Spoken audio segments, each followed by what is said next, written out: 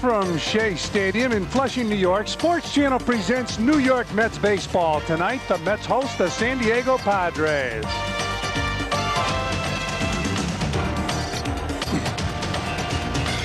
Well, we're about to start the second half of the National League Baseball season. Hello again, everybody. I'm Fran Healy, along with Ralph Kiner, our colleague Rusty Staub. And the question is, can the Mets pick up where they left off? Well, they've won 7 in a row, and of course they usually like to keep that momentum going, but I don't think anybody's got the answer to that question. If you just play good baseball, it doesn't really make any difference what happens. You go back to that old cliche, play one game at a time. Well, this will be a big game for the Mets. They're sending the doctor to the mound. He's coming off a fine outing in Philadelphia, and of course we talked about the doctor being a type of guy, an atmosphere type player. He can change the atmosphere one way or the other.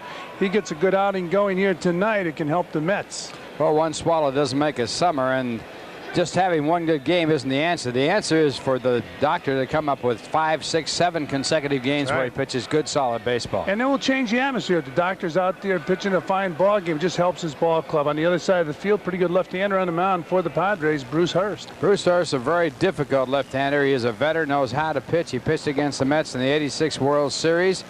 And his last time out, he got roughed up. He hasn't worked for 8 days, so he should be strong, and he should be tough to beat. He's a very good pitcher. And we'll see an ex-Met in the starting lineup tonight. In fact, he wanted to be a starter with the Mets. He really couldn't get in the lineup, but he's a starter for the San Diego Padres. That's Tim Teufel, and a trade that helped both sides. He was traded for Gary Templeton, and Templeton has done an outstanding job for the Mets, filling in at shortstop, first base, and the outfield. And both players getting a good break going to different ball clubs. Well, right now we will go down to the field and stand for our national anthem. Ira Heller. Well, they did one heck of a job. They won 11 games and lost 2. They have a 7-game winning streak going. They have brought the deficit from Pittsburgh to 2.5 games, and there has to be a lot of excitement in the clubhouse for the New York Mets. One of the real keys to the second half is, how is Doc Gooden going to do? He had a rough first half, seemed to find himself in his last start. He's doing something a little bit different in his earlier days, and when he does his in-between starts workout, he used to take his hands and move them all the way back over his head. Now, in the workout in between starts last time, Mel said, "You look awful comfortable doing that. Why don't you do it all the time?" And Doc said, "We'll give it a try." And he had a fine ball game. So there's an awful lot of people who are expecting to see a great second half by Doc Gooden, especially Mel Stottlemyre. Let's hope this move is the one thing that's going to get him comfortable on the mound so that he can pitch like we are used to seeing Doc Gooden pitch. A couple of things that will happen. Jeffries is not in the lineup tonight. We'll see what's going to go down the line with that. Sasser, who has come on and done a good job playing from time to time against the right-handed pitching. We've talked many times how we feel his bat has to be in the lineup. I really believe that's going to be an important cog if the Mets are going to win in the second half. But we should have an exciting second half for all Mets fans. So, after that, Francis, you got it. Okay, Rusty. And the man Rusty was talking about, the doctor's out there taking his warm-up tosses. He's the leader. He's got to do the job, Mr. Kiner, for the Mets to win it. Well, he's capable. There's certainly no doubt about that. And if he comes on as he has in the past, the Mets will really will have something to look forward to. It's unfair to put those demands on the doctor, but he stepped forward. He's got to do the job, or the Mets really won't win it. The doctor with fine stuff in his last outing against the Phillies, and tonight he'll face the San Diego Padres. There's the lineup. Thomas Howard will lead it off. He'll be followed by Tony Fernandez and then Tony Gwynn.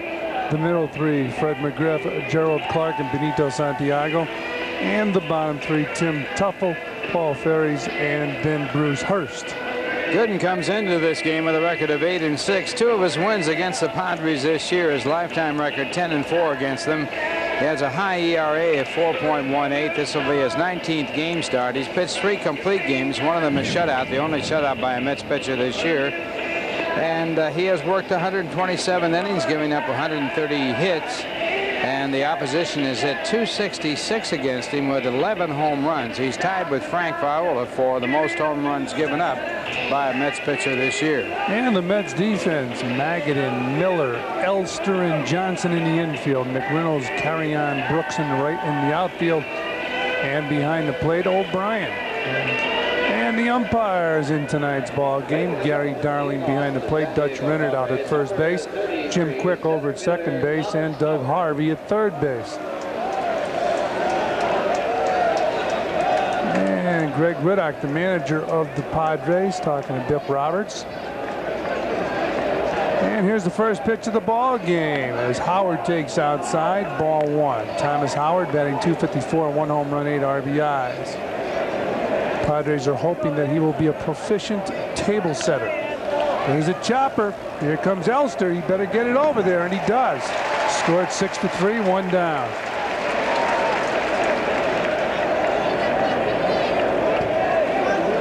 Howard, the 11th selection in the nation when he was drafted by the Padres as their #1 selection back in 1986. He gets down the line well, but Elster with that quick release picks up a quick out as the Mets get the first out of the ball game.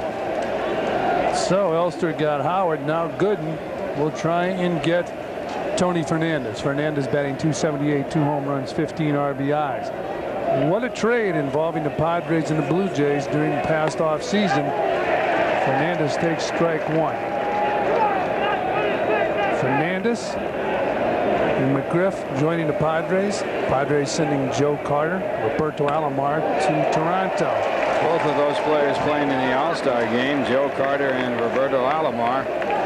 Fernandez hitting about the same as he hit last year. He hit .276 for the Blue Jays last year with 4 home runs. At the halfway point, he's hitting .278 with 2 home runs for the Padres. Up high, 1-2. I was told during spring training by a big scout with the Blue Jays, they just felt it was time to trade Tony Fernandez. He fouls the ball off. He was struggling a little bit with his attitude in Toronto. Of course, he was a star since joining the Blue Jays. He started the season with the best fielding percentage of any shortstop in Major League history. He's made 11 errors so far this year, which is a lot if you compare him to his stats coming into the National League. There's a looper down the left field line, foul ball.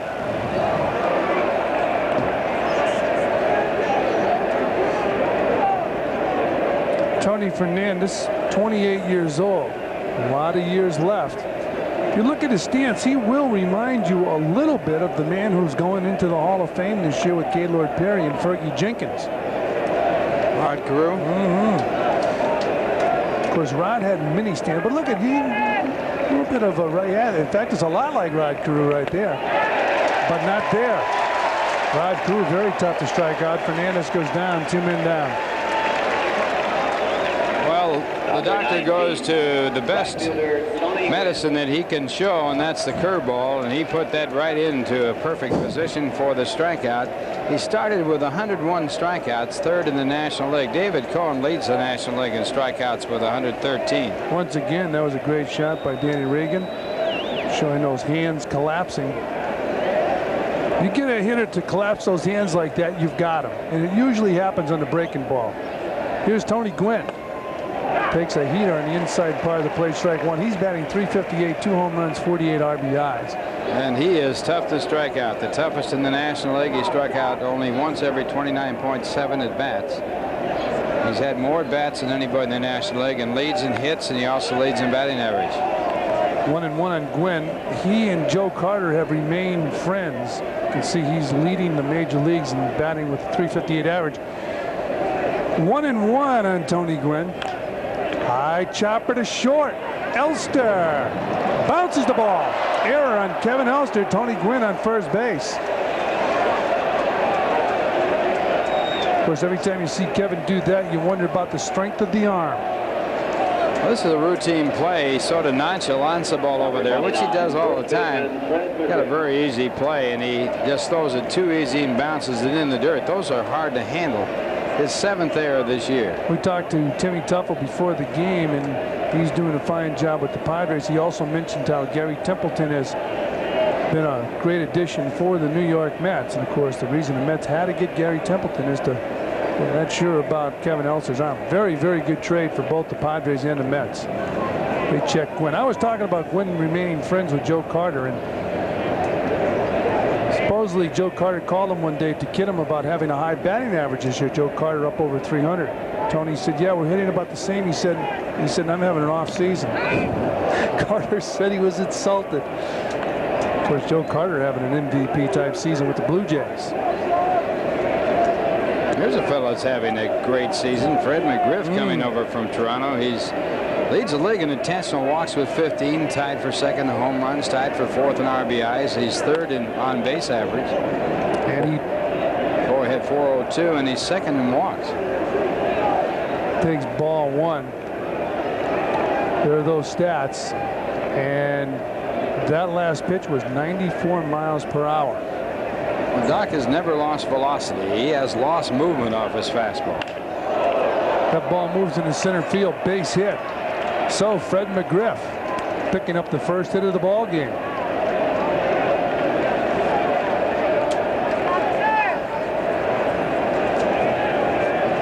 Number 24, left fielder Fred McGriff is comfortable batting against the Doctor because they faced each other in high school. A little different now, though. He hit him very well in high school, and Doc said he's always hit him well. Of course, you get the Doc on the mound from that Tampa, Florida area. You have McGriff on first, playing first, Dave Magadan. Over at third, Howard Johnson. Batter now, Gerald Clark. There's that good fastball inside. 1-0. Clark batting .280, 8 home runs, 33 RBIs. They're very happy with his play this season.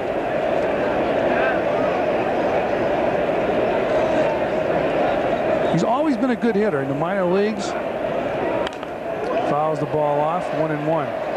Takes you a while to get comfortable in the big leagues. I don't care how many good years you have in the minor leagues. What did it take you, Ralph? A month? I struggled my first year. It was tough. Well, this guy Clark has been a 300 hitter in the minor leagues. One year hit 22 home runs, drove in 83 runs. That was in AAA Las Vegas.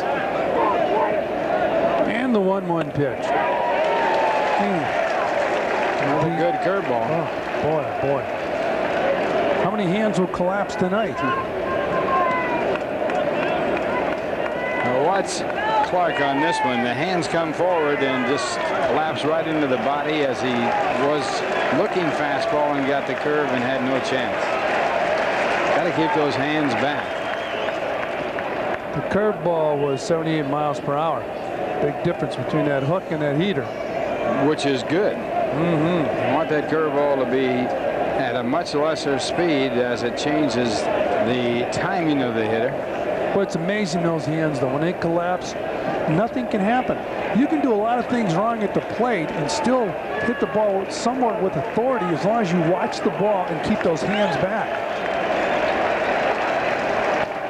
Swung on and missed at an outstanding curveball. Well, we played a half inning here at Shea Stadium. The Doctor struck out 2. He stranded 2. Mets coming to bat, and we'll be back.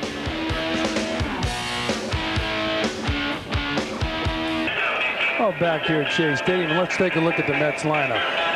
Keith Miller leads it off. He'll be followed by Kevin Elster and then Kevin McReynolds. The middle 3, Howard Johnson, Hubie Brooks, and Dave Magadan. And the bottom 3, Mark Carrion, Charlie O'Brien, and Dwight Gooden. And on the mound, Bruce Hurst with a record of 9-5, a win over the Mets this year. His lifetime record 4-1 against the Mets. And he has won 4 straight decisions against the Mets after losing his very first. He was 11-9 last year with the Padres, and Keith Miller batting .345, steps in, takes down low, ball 1. Miller with 1 home run and 4 RBIs. Bruce Hurst has always hung around the 500 mark. Even in Boston, of course, his best season, as Miller takes a strike 1-1, his best season with Boston was his walk year. He was 18-6. 86, when they played the Mets in the World Series, he was 13-8. 87, 15, and 13. Here's the 1-1 pitch. Outside, 2-1. That's why it's amazing when you look at some of the one-loss records with the Mets. The Doctor, Ron Darling. Won 2 games in the World Series against the Mets in '86. The first game of the World Series, he won 1-0. Inside, 3-1. He would have been the MVP of that World Series until the Mets came back to win the 6th game in that miraculous game, and then came from behind to win the 7th game. 3-1 pitch. Fly ball, shallow center field. Howard had a bad jump on it, but he comes in and makes the grab. Pretty good hang time right there. 1 down. And we'll take a look at the rest of the Padre defense in the infield. McGriff, Ferries, Fernandez, and Tuffle in the infield. Clark, Howard, Gwynn in the outfield. Santiago behind the plate.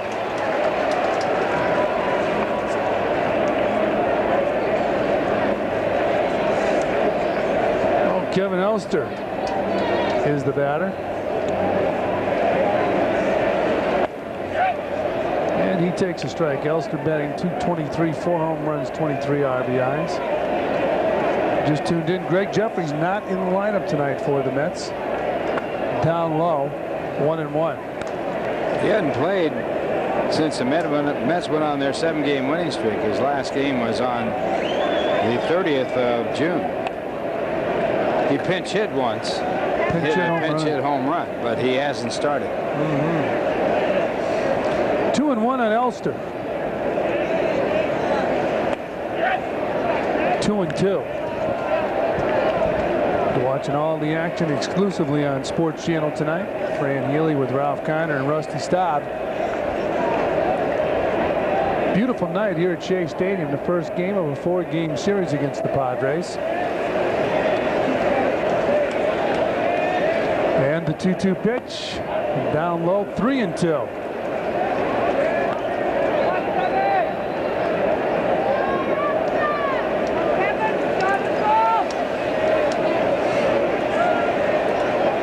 Count on Elster. Ground ball to third.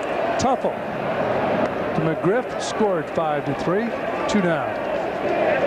Tuffle's been nursing a pulled muscle back in the lineup again. He's really done a nice job for the San Diego Padres since going there. Hitting .302 for the Padres since he has been in their uniform. So with 2 men down, the batter will be Kevin McReynolds, who's batting .293, 7 home runs and 41 RBIs. Playing great defensive left field. He takes a strike. Santiago flashing no signs for the Padres. Curveball for a strike. 0-2. Santiago, they tell me, has come a long way in calling the game. Pitchers are happy to throw to him. The 0-2 pitch. There's a ground ball to short. Fernandez to McGriff. Scored 6-3. That'll do it for the Mets. They go quietly here in the first. And on the Toyota scoreboard here at Shea Stadium, Mets and the Padres, no score, and we'll be back.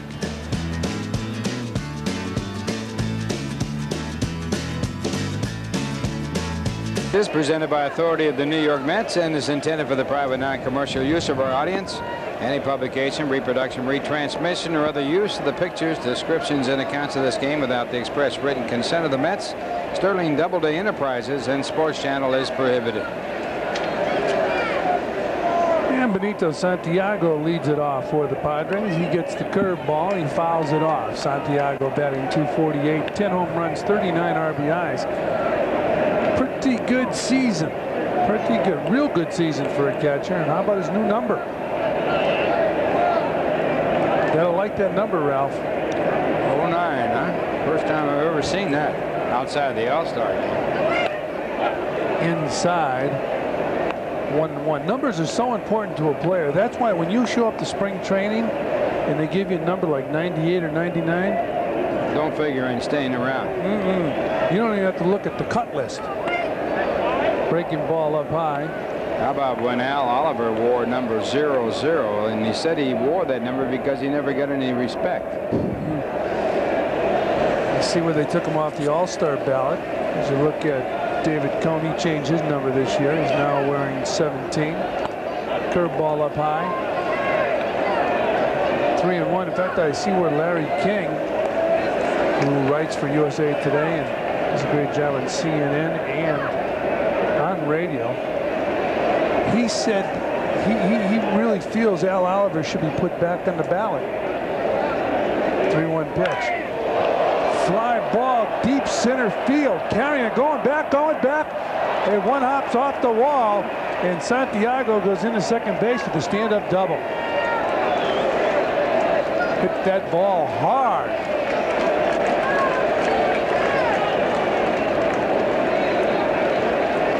Well, this is his 10th two-base hit of the year, and it's a fastball after Gooden missed with the breaking balls, and carry on playing a fairly shallow center field, didn't get back to it, and plays it off the fence. So leadoff double here in the second for the Padres. That was a 93-mile-per-hour fastball. That's what the speed gun tells us. Tim Temple, now the batter, batting .253, home runs, 16 RBIs. We give you that number, 93 miles per hour, but where do we get that number? Is it when he releases the ball or when the ball gets close to the catcher? Curveball for a strike, 0-1. It doesn't remain 93 miles per hour all the way. Is that the same thing you asked the traffic officer when he stops you with the speeding ticket? Where did you clock me? I have my own gun I carry with me, just for verification. Santiago's checked at second base.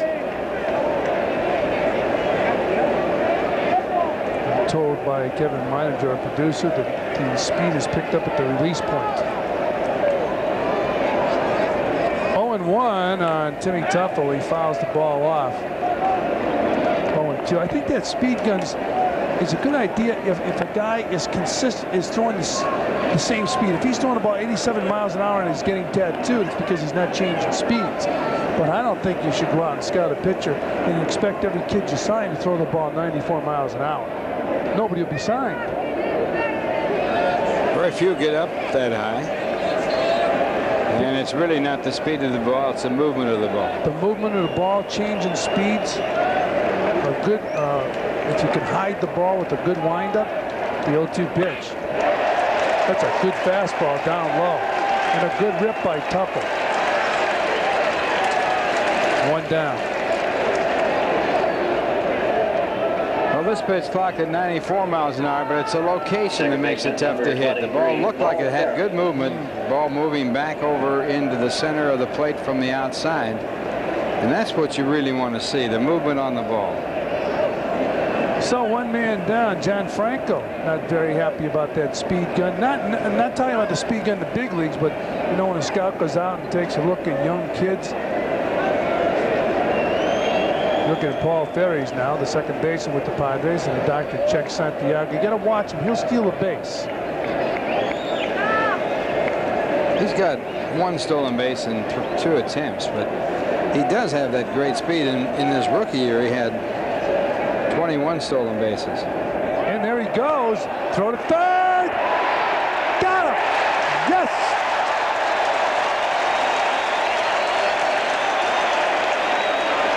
Good throw by Charlie O'Brien. Greg Riddock, the Padre manager, looking out at his catcher Santiago. Perfect throw by Charlie O'Brien.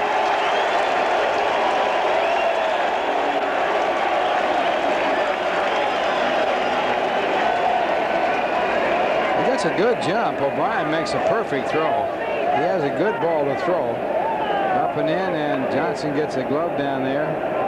Santiago said, I had it. Ball 2, 2-0 on Ferries. Doug Ivey, one of the great umpires in baseball history, the umpire at third, to throw right there on the body. Johnson makes a good tag. Inside, 3-0. Gooden checked Santiago a couple of times. Good idea. So you can't let a guy get such a big jump off second base that it's easy to steal third. And a good throw by Charlie O'Brien. And Doc walks the 8th batter in the lineup. So 2 men out and runner on first base.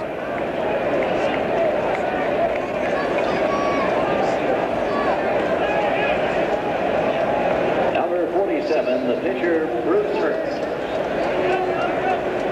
Well, 2 men down. The batter now will be Bruce Hurst. Batting 108 with 3 RBIs. He's had 4 hits and he struck out 14 times. You don't figure the guy to be stealing with the pitcher up.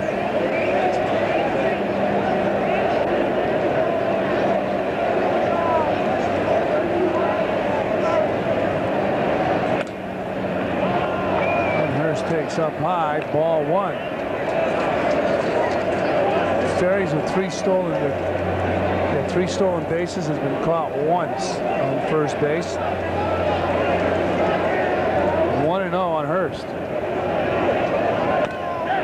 There's a strike, 1-1. You know, Ralph, you did mention a good point. You wouldn't figure the guy would be stealing, so might be an easier time to steal. You get thrown out, you get the pitcher leading off the next inning. Oh, I know that, but 3-0 is a good time to steal also. Everybody's concentrating on the hitter. Hurst hits a chopper to short. Elster to first in time. That'll do it for the Padres. They strand a runner. We played 1.5, and on a GE scoreboard, still no score. The Mets and the Padres.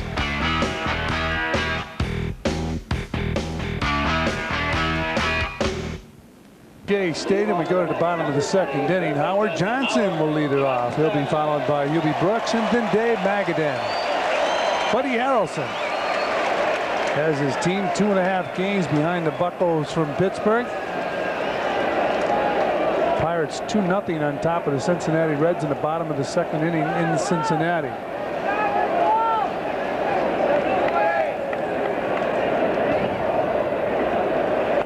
Hojo takes down low, ball 1.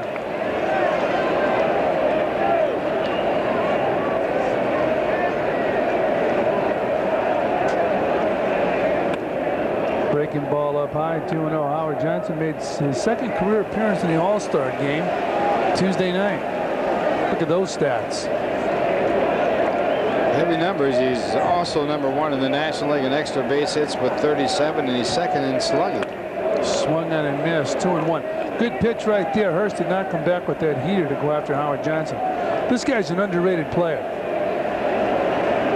It's hard to believe you can be underrated when you play in New York. That's right, but he is. They make stars out of people who don't have anything here in this city. Ground ball to first base. McGriff takes it himself. That's a good point, Ralph. It's tough to believe, but I feel Howard Johnson is underrated. Think of what if you're a scout, you go out to look at a player, you hope he can do maybe 2 or 3 of the 5 things. Run, Howard Johnson has excellent speed. Throw, he has a cannon for an arm. Sometimes throws it away, but you can live with that. Good defensive third base, and makes some errors. Everybody makes errors. Hit with power, hit for pretty good average, drive in runs, and will play every day. He plays himself down. That's the thing about it. But even at that, you can almost be a person who never says a word and be a star here. You can be an outstanding player in another city and you never hear about it. Well, it's funny you bring that up as you look at Hubie Brooks takes down low, 1-1. That guy, Tim Tuffle, we were talking prior to the interview downstairs, and Timmy was saying the difference between the media in New York and San Diego is just absolutely unbelievable. You come into New York and you're consumed, and you know we're probably more consuming than most people because we do a pre-game show, post-game show, a lot of sound bites. Hubie Brooks drives the ball in the gap, home run! Hubie Brooks. 1-0 New York.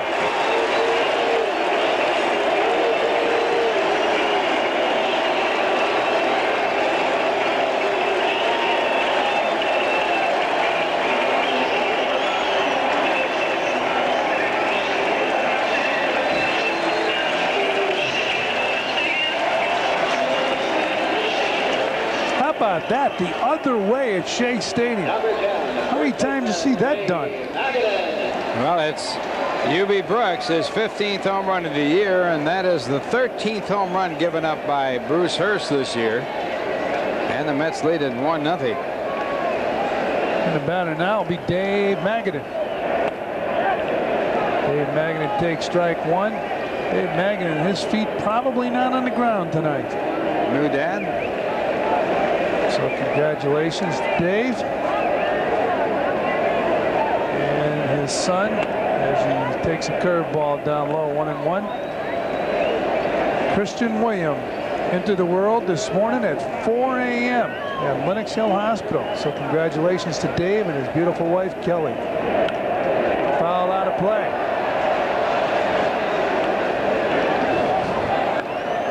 Well, here's UB's 15th home run of the year. He didn't waste any time as he drives it the other way over the 371 mark. And his 15th home run. He and Howard Johnson, teammates with the most home runs in the major leagues. He's looking for somebody to talk to right now about that home run. Fouled off Santiago. It's 1-2 still. It's a beautiful thing about catching. You never know how you're going to feel after the game. Got that one. You know, I'll tell you, you can catch many, many years and still turn your head on a foul ball. Got him right around the collarbone there. This is the time you're questioning your professional choice. You're saying that, now when you do that, you're thinking, should I have been a brain surgeon maybe? Or was I nuts to get behind? Look at him. Got him, I guess, right there in the jaw. That's got to hurt. He's lucky it didn't hit him on the earring. You're not kidding. That could do some damage. Slice you up. 1-2. Fouled out of play. They didn't wear earrings when you were playing. No, they didn't, Frank. And for a very good reason. Get him at you. Maybe throw it at you.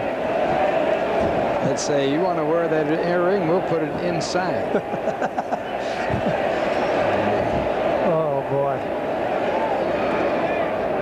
How would Early Wynn respond to that? I don't want to know. There's the line score. Here's a 1-2 pitch. Pulled to the right side. McGriff makes the play and takes it himself. 2 down.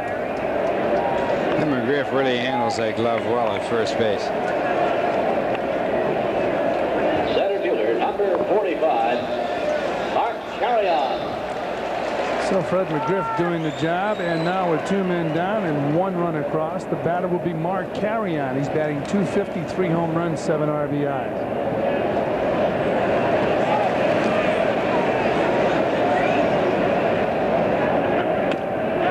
There's a strike. Mark with some very strange stats. In games that he's started, he's hit .210 with no home runs and 3 runs batted in and 120 at-bats. And as a pinch hitter, he's hitting .450 with 3 home runs and 4 runs batted in. How about the dilemma Buddy Harrelson faces when there's a call for a pinch hitter? Mark Carrion is the batter. Do you pinch hit for your best pinch hitter? Think about it. He's pinch hitting for guys, and all of a sudden he's starting. Are you going to pinch hit for him because he's struggling? I don't know. That's something we'll have to wait and see. That's a dilemma. He has really struggled as a starting player. 3-1 on Carrion.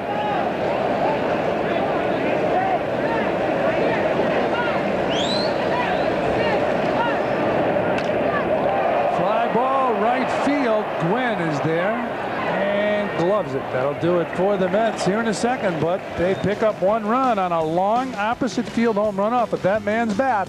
We've played 2, and on the scoreboard, 1-0 New York.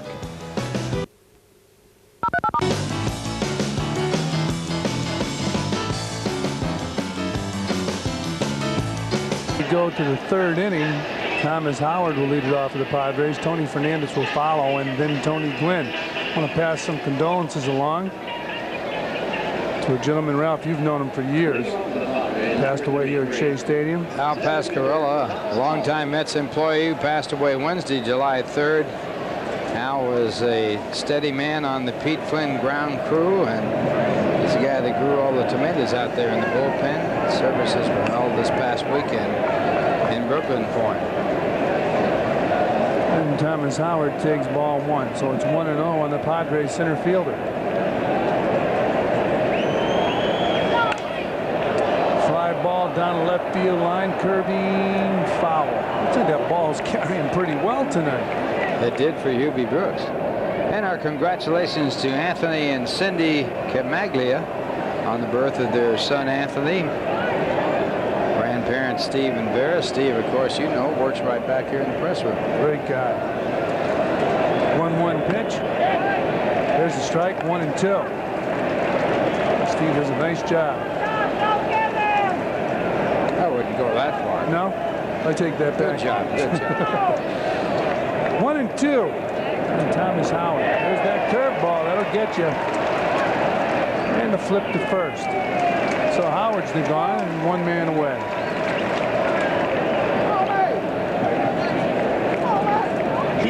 Kind of surprise, a couple of surprises tonight. Charlie O'Brien behind the plate. Well, he needs work. He's only caught one ball game in about 20. And of course Keith Miller at second base. Jeffries is available to play. He's over the stomach virus, but hasn't played. Didn't play in any game except as a 1 at-bat pinch hitter with a 2-run home run on that road trip, in which the Mets won 7. Well, Tony Fernandez, the batter, takes the curveball for a strike. Talking to some of the old-time players over the All-Star break, and they were saying why their teams, when they were on different teams, for example, Larry Durker said the Houston Astros had good starting 9, so we didn't have a bench. Slap foul. One thing that has come through for the Mets so far has been their bench. Boston has done a great job taking over in center field when he has played, taking over for Vince Coleman, who is still on the DL. And of course, Carry On also out there in center field, although he hasn't done the job that Boston has. 0-2 on Tony Fernandez. Chopper to short. Elster scored 6-3. 1 down. 2 down.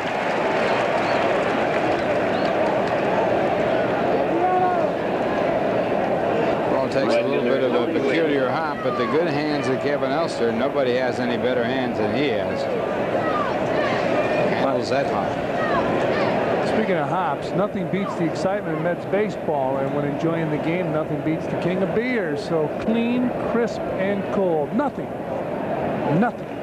beats a book. Tony Gwynn, the batter, takes down low, ball 1. Told you, Tony leading the major leagues with a .358 batting average.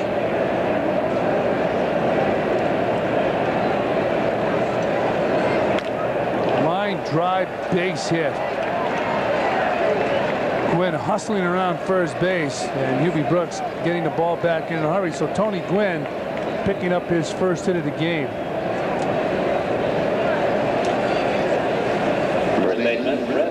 Well, this is a textbook swing. Weight shifts forward, the hands go out, he drives the ball into center field. Doesn't hit with any power, but he can certainly get the bat in the ball. He's on a pace to get about 240 hits this year. Tony Gwynn on first base, and the batter Fred McGriff. He singled the center field his first time up. The Padres have 3 hits. The Mets with 1. Mets have a 1-0 lead. Hubie Brooks with an opposite field home run. Talking about home runs, how about the hitting display Cal Ripken put on before the All-Star game in the home run hitting contest? He really did a total job up there. Down low. 1-0. I think he needs a day off. Get away from that streak, huh? Yeah. There's Cal Ripken in a home run in the All-Star game, and then Andre Dawson smoked one off of Roger Clemens. A lot of excitement up there in Toronto. It's 1-0 on Fred McGriff.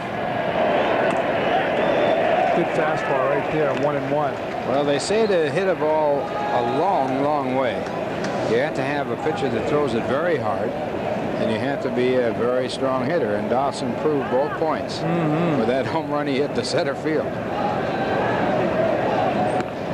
And the doctor checks Tony Gwynn.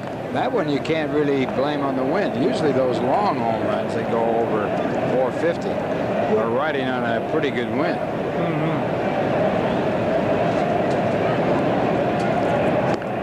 Check win at first base. One of the amazing stats that came out of that All-Star game was that Hank Greenberg didn't make the All-Star team when he had 100 runs batted in at the All-Star break, and his own manager, Mickey Cochran, didn't pick him for the All-Star squad. And you were very close to Hank. Hank never got over that. He didn't ever mention why or what, if there was a reason. Of course, Gehrig and Fox were both playing at that time. Yeah, but 100 RBIs. 100 RBIs at the All-Star break, and your own manager doesn't put you on the team. I don't think it was very easy for Hank Greenberg to play Major League Baseball back then. 1-1 pitch. There's a breaking ball for a strike. 1-2. It certainly could have been prejudiced in that situation. Hank one year drove in 183 runs, one short of the American League record of 184 by Gehrig. The all-time record 190 by Hack Wilson. Wilson doing that in 1930. And a 1-2 pitch to McGriff. That'll do it for McGriff and the Padres here in the third. Strikes out McGriff with a good fastball. Padres strand one. We played 2.5, and it's 1-zip New York.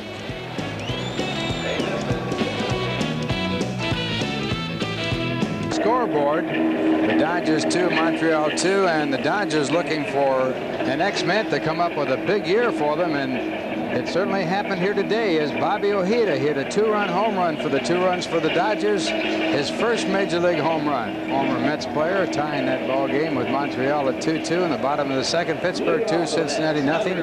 Top of the third, no score. San Francisco and Philadelphia bottom of the third. St. Louis nothing. Atlanta nothing. Top of the third. Houston nothing. Chicago nothing. Top of the second. In the American League, no score. Bottom of the third, Texas and Toronto. Kansas City 1, Detroit nothing. Top of the second. Chicago nothing. Milwaukee nothing. And Boston nothing. Minnesota nothing. Top of the second. Cleveland later against Seattle. Baltimore and Oakland. New York against the California Angels later. Charlie O'Brien takes down low, ball 1. So it's 1-1 on the Met catcher. Mets on top of the Padres, 1-0, bottom of the third inning, nobody out. O'Brien batting 154, no home runs, 5 RBIs.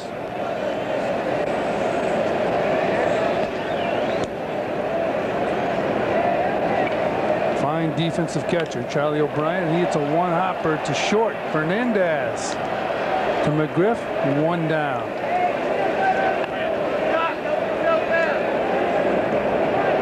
Pitcher number 16, Doc Gooden. So the batter now will be the doctor, Dwight Gooden. He's batting 186, 1 home run, 2 RBIs. Lenny Dykstra was quoted as being very surprised that the doctor received some boos here at Shea Stadium when he had a tough outing against the Phillies. I guess everybody was quite surprised. There's a strike, 0-1. With the territory. Yep.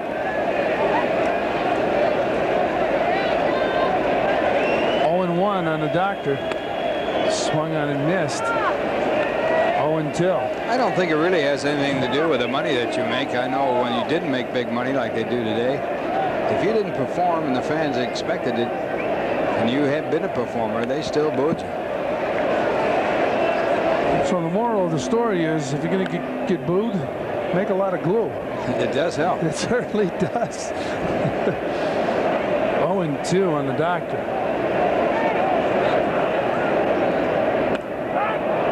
Well, Doc, you do it to them. Bruce Hurst just did it to you. A little backdoor curveball here to the doctor. Coming in from the side, catching the outside part of the plate. Gooden thinking the ball was going to be outside. It breaks back and is called a strike by Gary Darley. Well, Doc gets everybody else's hands to collapse with that curveball, and you can see the doctor collapsing those hands. So 2 men down. Keith Miller will be the batter. Keith has started. This is his 11th start. Fouls the ball back. He's been tough in his game starts, hitting .409 coming into this game in his 10 game starts. He's hitting every game.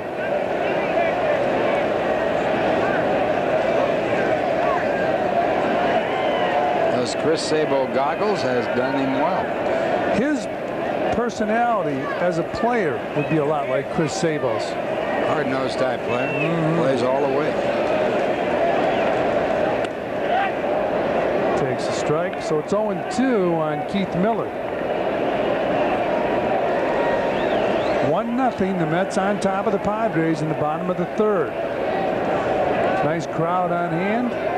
Started the second half of the 1991 baseball season for the Mets and the Padres. Miller cues the ball into foul territory on the right side. It's interesting, only one team has been in the #1 position this year that was in last year at the end of the season, and that's the Pittsburgh Pirates. All the other teams that were leading at the All-Star break and went on have faltered except the Pirates. Foul ball out of play. Jeff King might be out for the rest of the year, third base with the Pirates.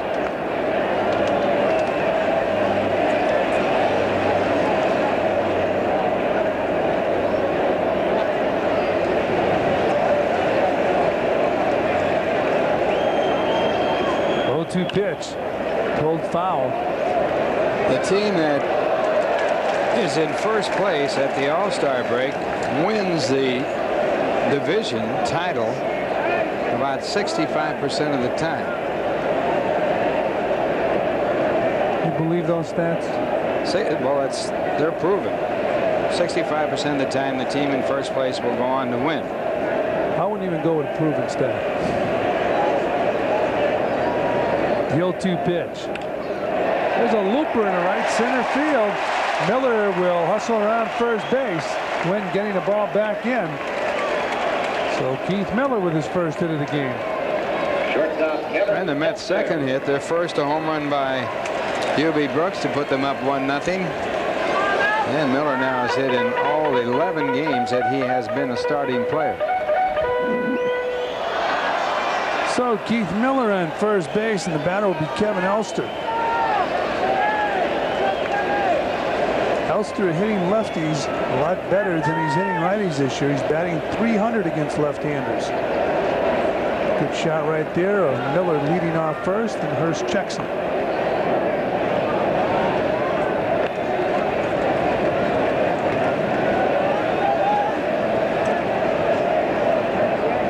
There's that stat.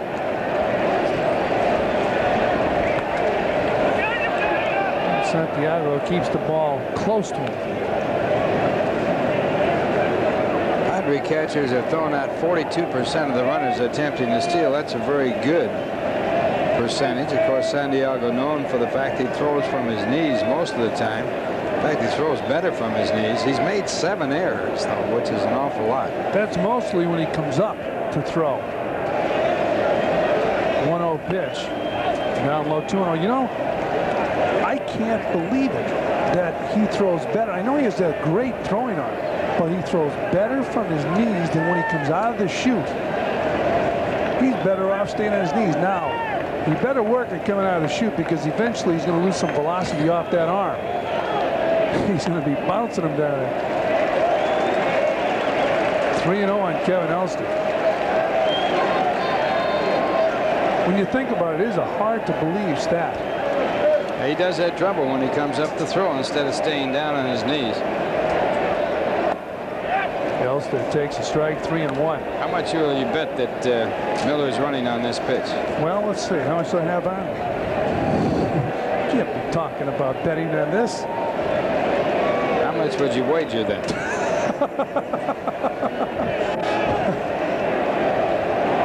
Dinner with me, Rusty, and yourself. That's fair. Well, you get it. There's a looper in the right center field. Ferris going back. Ball drops in. Miller goes to third base. Elster on first.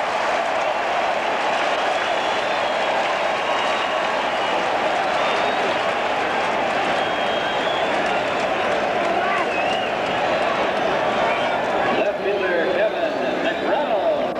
Well, there's no defense against this kind of a hit. The Texas legger that drops in back of the second baseman in front of the right fielder, and the Mets have runners at first and third with McReynolds up. So it's me, you, and Rusty for dinner. That's right. Might have been cheaper to put money up, right? Kevin McReynolds, the batter.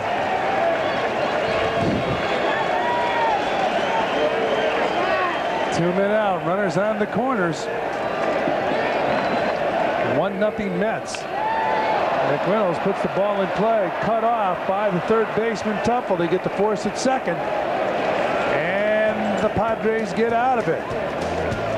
So the Mets strand 2. They fail to score. We play 3. It's 1-0 New York. Evening here at Shea Stadium. The Mets have a 1-0 lead with a big crowd on hand. First game back from the All-Star break, and a man who's refreshed from his days off of relaxation on the beach, Radoraj. That's because you know better than that. Good to be back to work, though. Top of the 4th, Mets leading 1-0. Gerald Clark facing Dwight Gooden. The doctor has been sharp. 5 strikeouts going into the 4th inning. Clark was the second strikeout of the game for the doctor. Ball 1.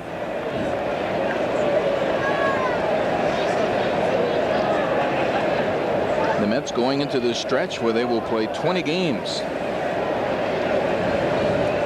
versus the Western Division.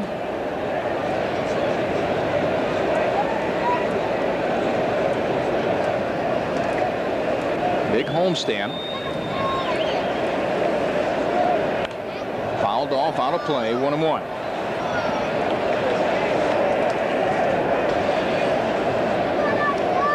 The curveball has been working well for Gooden tonight.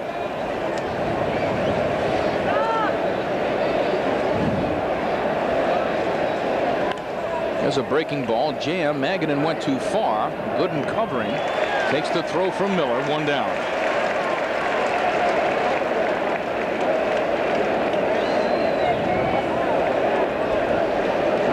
We talked to you in the early part of the show tonight. Gooden going back to his old delivery.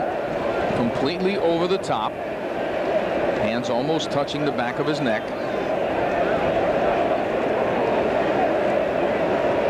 Seems to have a very fluid motion that way. That's why he and Mel decided to go to it.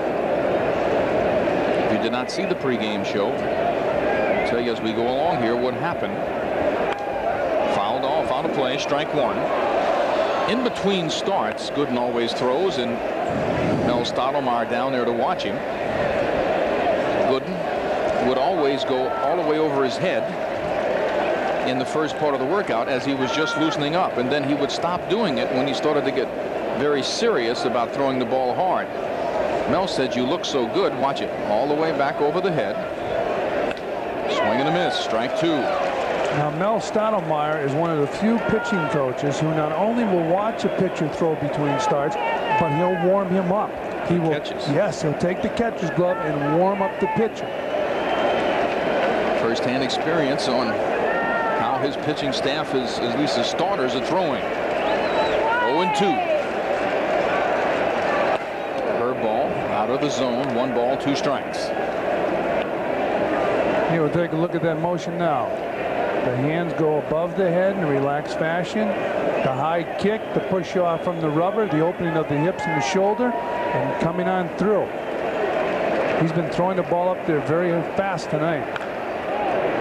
Chop foul, 1-2. That was not one of his good curveballs. The ball stayed up in the strike zone, and Santiago made contact with that pitch. But when you throw a real good curveball and the hitters know you have it, you have the overpowering fastball, you will get away with mistakes more so than that finesse pitcher. No doubt about it. First time up, Santiago turned a fastball around and hit it up against the center field fence. This ball fouled out of play. Still 1-2. Really got a good shot against the doctor. He eventually was thrown out by a good throw by Charlie O'Brien as he was trying to steal third base. Windy night at Shea. Seems as though the ball is carrying. 2-2.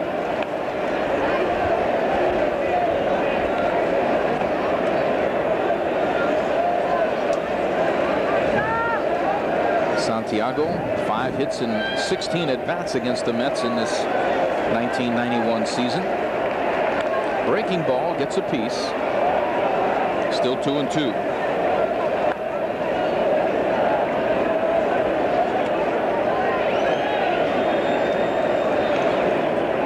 What about the number? 09. 09 on his helmet. It's on the back of his shirt, too.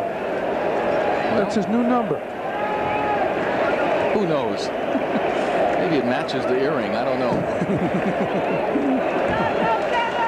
2-2. Chopped foul. Good battle going on between Gooden and Santiago. You know, we were kidding about the earring before. The problem with the catcher wearing an earring, and we almost saw it here tonight, a foul ball. Just missed Santiago's ear. I can see an outfielder or an infielder wearing it. Or a pitcher, even a manager.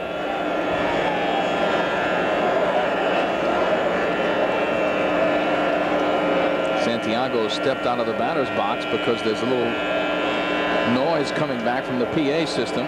That's okay. Now the umpire's calling time. You can only really do that when the opposition's batting. Never do it when your home team is up there. They're looking up right at us because we're right behind home plate. We didn't have anything to do with it, guys. There it goes. It stopped. That'll get a cheer from the group. So the umpire, Gary Darling, is ready. So is Santiago. O'Brien getting down, and we'll get this game underway again. Still 2-2. Mets ahead 1-0, top of the 4th. Curveball, a shot, but foul. Santiago had a good curveball, a hit, and he just pulled it a little too far.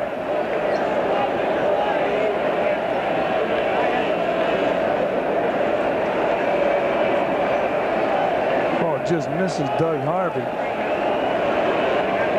One of the better umpires in the game. A little smile out of Doug. Doug makes his home out there in the San Diego area. They're calling time again. A little more feedback. And try it again.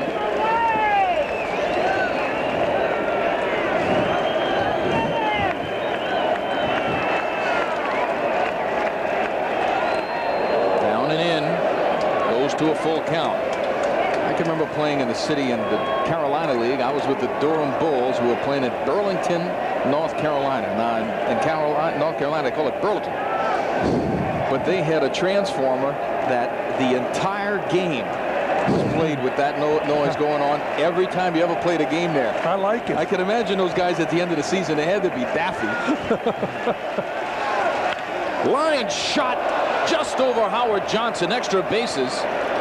Santiago rounding first, and he has a 1-out double. And that was some at bat for Benito Santiago. Oh, Boy, really he battled. Yes, he did. He stayed alive. And right there, a bullet in the left field off the bat of the Padre catcher.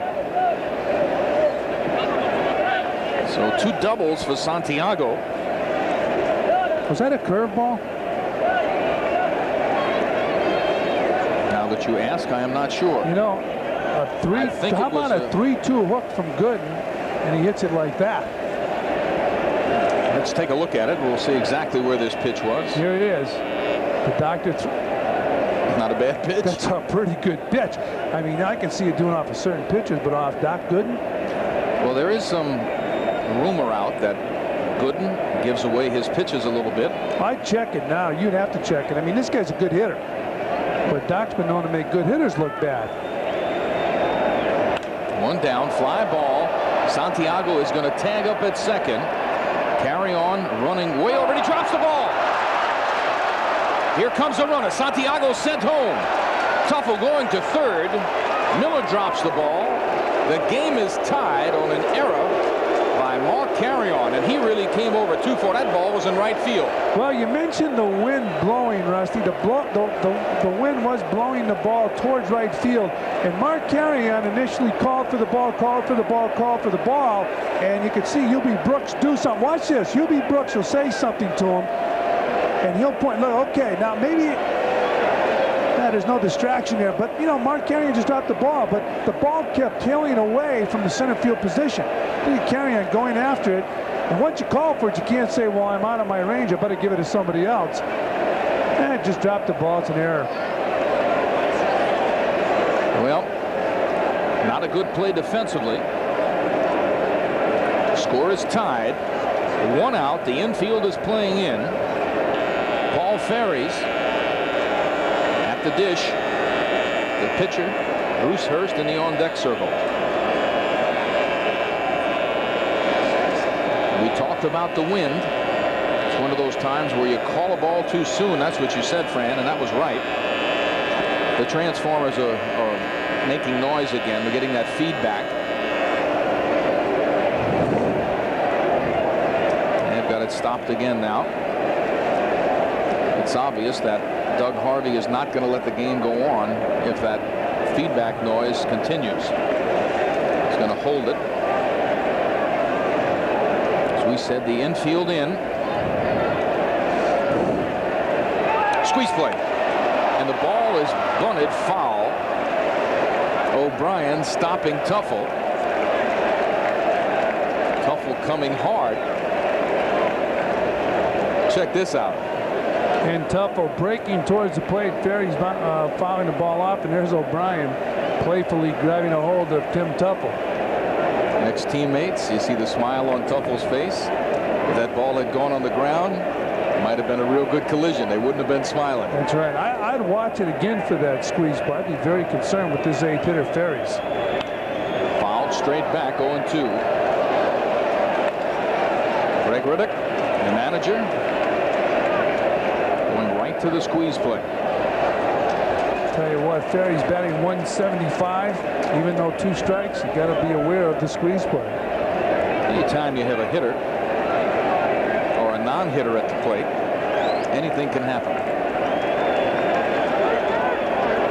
Infield still challenging. We'll see what Gooden gives him here. He's ahead 0-2. Oh, up and in. Ferry's standing there going. He's taking this stuff seriously. 93-mile-per-hour fastball. It's a great feeling when you see that thing going at your coconut. Here it is again. Wouldn't say him bunt that. I'll tell you what, I would have him bunt right now.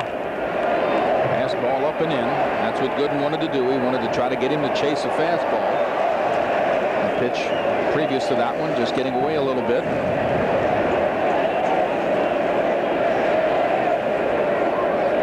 Would you stay with the fastball all the way down the line now? I'd have to see if he's going to be able to handle that down and away hook. If it was, I would try to throw that thing off the plate. I wouldn't want him where he could put the bat on the ball. I understand. Thank you. Ahead in the count. 1 ball, 2 strikes. Gooden can do whatever he wants with this pitch. Outfield shifted over. Hubie Brooks playing in and right, challenging. Fouled straight back. Tuffle gave a little bit of a fake that time. He got Howard Johnson's attention. Howard moved in a few steps. Bruce Kim at third base giving the signs. Going over, talking to Tuffle. Batter at the plate when the squeeze play is on has to give a sign back that he has picked it up.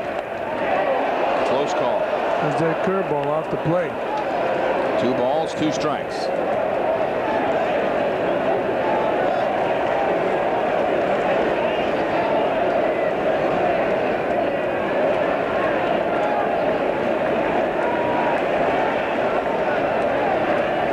Tuffle's coming. Misses the squeeze. The batter is out. The tag play on Tuffle. And Gooden is out of the inning. So So after a faux pas by the Mets in the outfield, a missed squeeze play gets him out of the jam.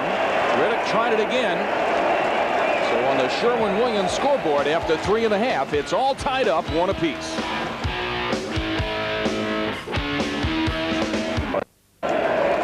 Ferry still. Well, they went right down the line with this squeeze play. Good call by Riddick, the manager for the Padres, and Ferries was upset and stayed in the way. Here Hojo tags Timmy Tuffle. You could see Ferries was upset. Now that's a pitch that Gooden threw earlier in the count, got it way up and in. Now Ferry sets up on the bunt and misses. He was bailing on the bunt. And a good pitch by the doctor, throwing him the hook. Ferries was bailing. He was definitely not all the way in there, that's for sure. He took that stride backward. And that was it. Could not reach the curve. Mets got out of the inning. Howard Johnson takes strike 1.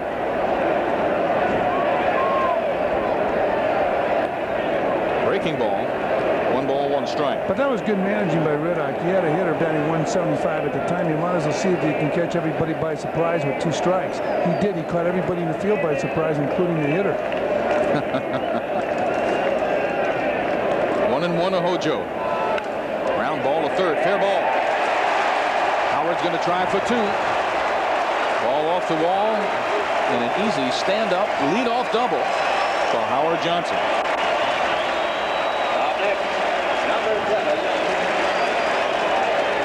Howard's first hit of the ball game. Here it is. He goes out and gets the head of the bat on the ball, drives it right down the line out of the range of Tim Tuffle. So with nobody out, Howard's on second base.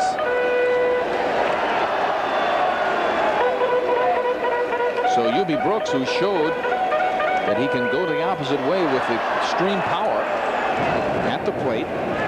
The score is tied, nobody out. And they should move Howard Johnson strong to right field. Or move the pitcher strong to right field to try to get Howard Johnson to third. How many right-handed hitters in the National League can hit the ball over the right center field fence at Shea Stadium?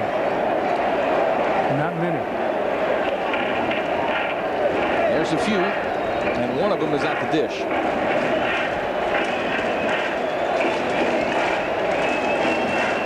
Now there's a guy on a job, Mike Ryan, with the electricians here at Shea Stadium. I guess Mike's going to go upstairs, and he's a pretty handy guy around the house. He's going to fix that problem by himself. I don't know. The local may not go for that. You got that right. A strike to Ubi Brooks.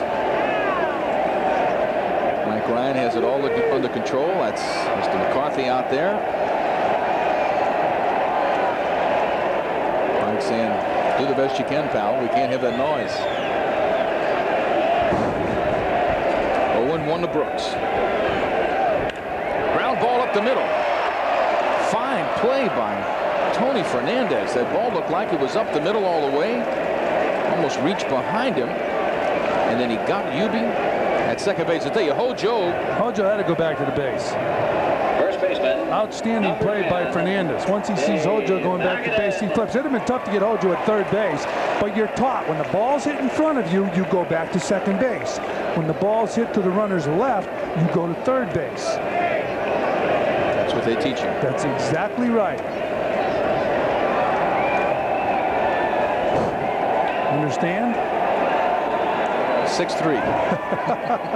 You're right. Magadan at the plate, 1 down. Howard Johnson still at second base.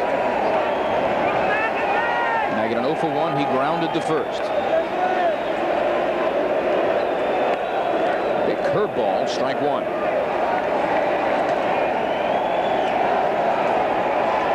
Hurst very effective against left-handed hitters coming into this game. Against left-handed hitters this year, they were hitting only 198 against Bruce Hurst.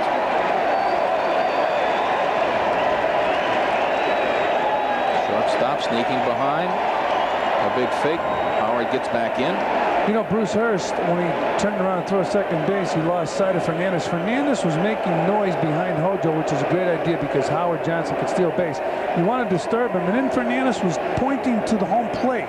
You wanted Hurst to throw home. He would make a lot of noise and then have him throw. If you're going to make a lot of noise, you're not going to pick the runner off second base anyways. He's going to be aware of your presence. Gooden takes strike 2. The key issue when you're taking that lead off second is to take a lead only the distance that you can get back to the bag, and then you don't have to worry about jockeying back and forth. You don't have to worry about that guy. Now watch, Howard's going to be a little too much worried about the guy at shortstop. You can't get caught bouncing around. You don't need to do that. If you take a good lead where you know you can get back no matter what happens, as the pitcher goes to the plate, you get a good jump off the bag. Well, I don't think they're concerned about him getting back as much as stealing. Agreed. Curveball, strike 3. Magadan takes 3 in a row, and Benito Santiago thought there were 3 outs. He rolled the ball back to the pitcher. I'll tell you, fans are now reacting to that. Every catcher has done that. I'll tell you, sometimes it can work out. If you have a real aggressive runner at second base and you roll the ball back to the pitcher, guy's going to take off. If the pitcher's aware of it, he'll get him at third. Here's the last pitch. Good curveball for strike. Now watch what Santiago does, and every catcher who's ever played the game has done it. Hurst got on it quick, though, didn't he? Yes. So he forgot the number of outs. You don't want it to happen, but it happens to everybody. There it is. You ever forget the number of outs, Rusty? Who, me? Come on, be honest now. You better be honest with this. I'll let the pop you. Better save that for the IMO. Oh, yeah, we're going to have to slap him around next week. Here's a strike. He's been resting for a couple of weeks. We've been letting him off during his vacation, but when he gets back, we're going to pound him. Oh, yeah. In fact, Mike Lupica was talking about him. I guess they stay in close contact. He was taking notes for him in the press room. Lupica was trying to set the events up already. Chopper down the third baseline. It's tough when you come into this ballpark and you look up occasionally, you see that sign of Don Imus's face up there out in right field. That's how they keep all the varmints out of the park. But he will be back. And New York's morning will be rocking. Carry on with an 0-2 count. 2 down now. Howard Johnson leading off at second. They're still tied 1 apiece in the bottom of the 4th.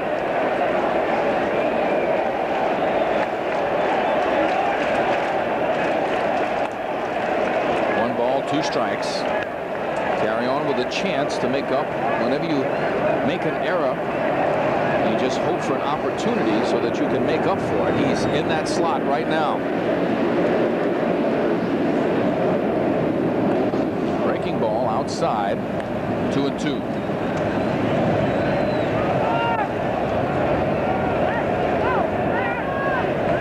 Hurst going for win number 10.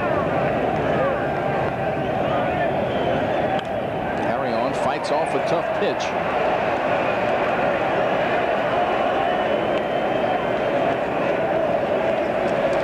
You're in that batter's box. You know what you have already done defensively.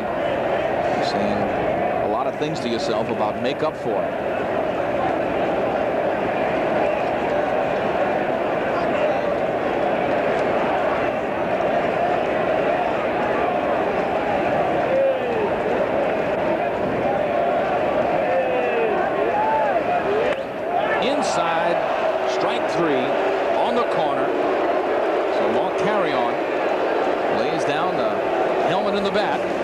Johnson is stranded at second. After 4, still tied 1 apiece.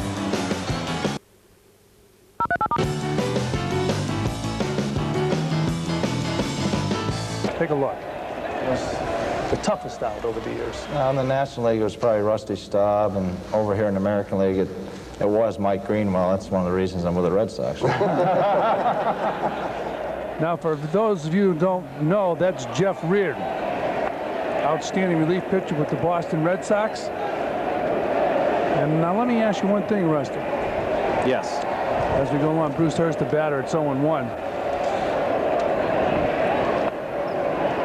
There's another strike, 0-2. At this party we had for the 300 save, the relievers were over 300 or more saves. I mentioned it to Jeff Reardon. We were talking. You were at the party, and you said, I said, Jeff, Rusty had your pitches.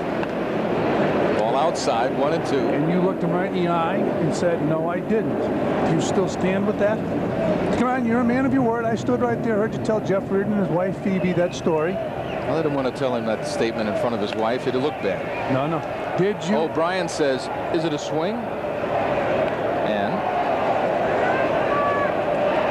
Doug Harvey says, no swing. Are you going to say you did not have his pitches?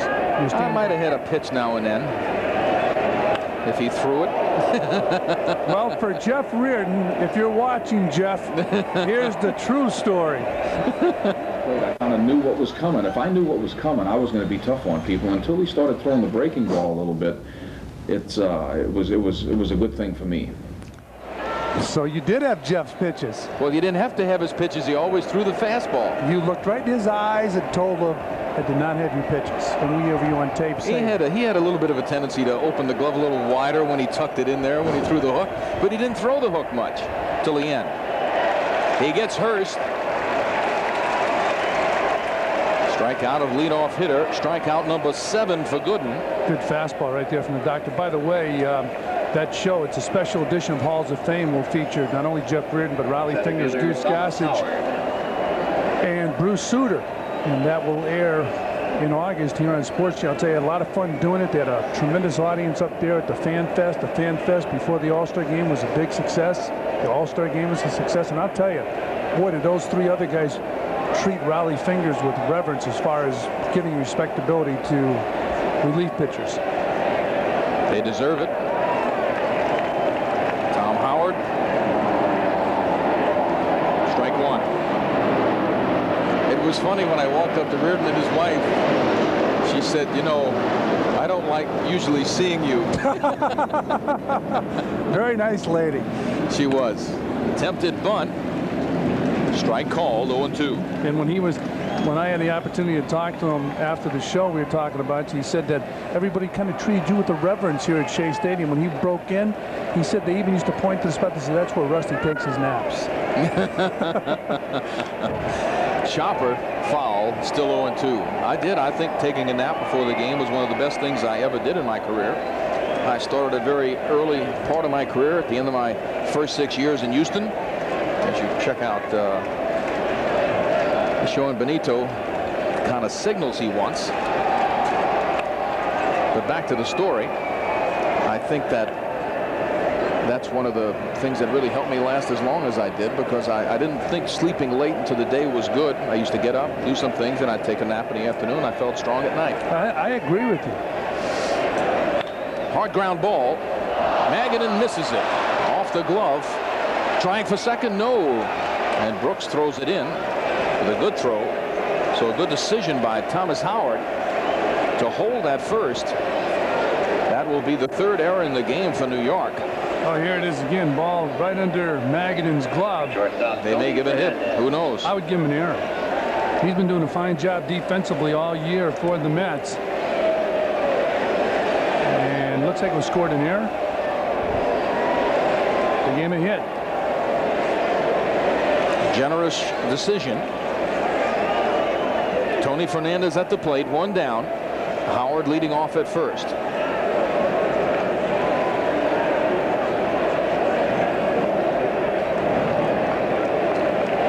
All of the Met pitchers have been more active in throwing the ball to first base and trying to keep those runners a little bit closer, not let them get a good jump. A little bit to watch this guy. He's had a good record of stolen bases in the minor leagues. Not going. Strike 1 on the outside. Howard this year, 7 stolen bases in 12 attempts. Outfield shifted a little bit toward left field. And you see carry on shading toward the left side.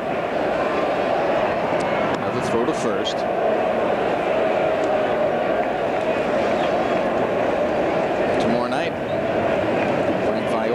For win number 11. That'll be against Ed Whitson.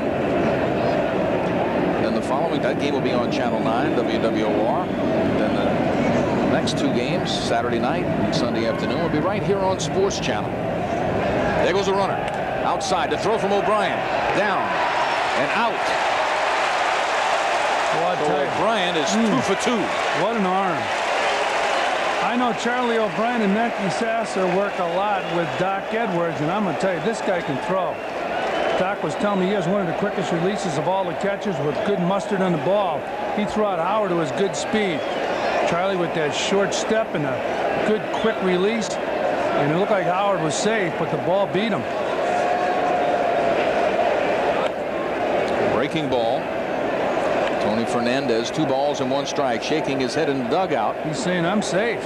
But he's too young to argue with the umpires right now. Good decision. 2 balls, 1 strike, 2 down. Ground ball to first. This one Magadan has. So the doctor faces the minimum thanks to an excellent throw by Charlie O'Brien. And on the Chevrolet scoreboard, it's the Padres 1 and the Mets 1. We'll be back.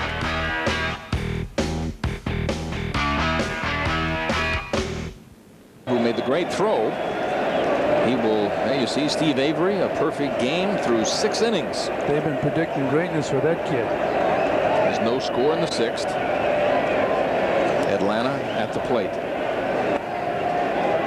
Ball 1 to Charlie O'Brien. O'Brien hit the ball sharply to the shortstop last time. But Tony Fernandez made a nice play. 2-0. The game in Cincinnati is all tied up. 3-3 Pittsburgh at Cincinnati. I'll tell you, Cincinnati gets a lead after that 5th inning. They can be tough. 3-0 to O'Brien, leading off the 5th. Oh boy, now that's a scary sight right there. I'll tell you what. That'd keep a lot of things out of the ballpark. They don't show that before the game. Think the fans won't come in. Look at him. He looks exactly like that. He wishes he had that much hair. He wishes he was that good looking. By the way, the other 2 guys up there, Mike Francesa and Christopher Mad Dog Russo. Chris does a lot of work on Sports Channel with his Mad Dog Live. Does some pregame work. They've been doing an admirable job filling in the mornings. Yes, they have. Gooden in a bunting situation. Lays it down. They're going to try it second. And they get him. What an unbelievable try. I thought it was an error on the part of McGriff to try to throw the ball to second base that late. Watch this play. Excellent play by Fred McGriff. We talked about his defense. He can play first base, and he makes the throw. How about the catch by Fernandez? Keeping his foot on the bag. That's a gutsy play. Charlie O'Brien bearing down on the shortstop. Here's another angle. You see McGriff come in. He'll turn that left hip. Open wide, make the throw. It's off the bag, but look at Fernandez staying right there. Boy, there's a lot of shortstops wouldn't have made that play. You got to applaud McGriff and Fernandez. So Gooden's at first, 1 down, and Miller at the plate. Ball 1.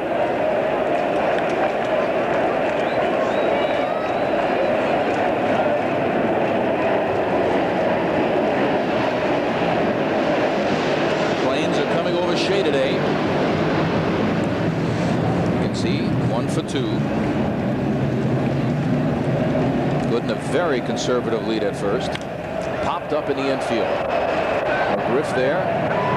Backing him up is Ferries, but in foul territory. McGriff takes it for the 2nd out of the inning.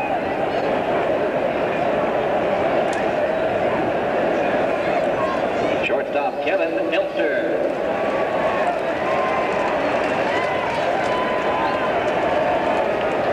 Fans, Mets baseball is being brought to you by Manufacturers Hanover, where your money has power. Kevin Elster has singled and grounded out. Again, the doctor taking a very conservative lead. I hope he doesn't dive back in. They'll touch Tom Spencer over the first base coach's box.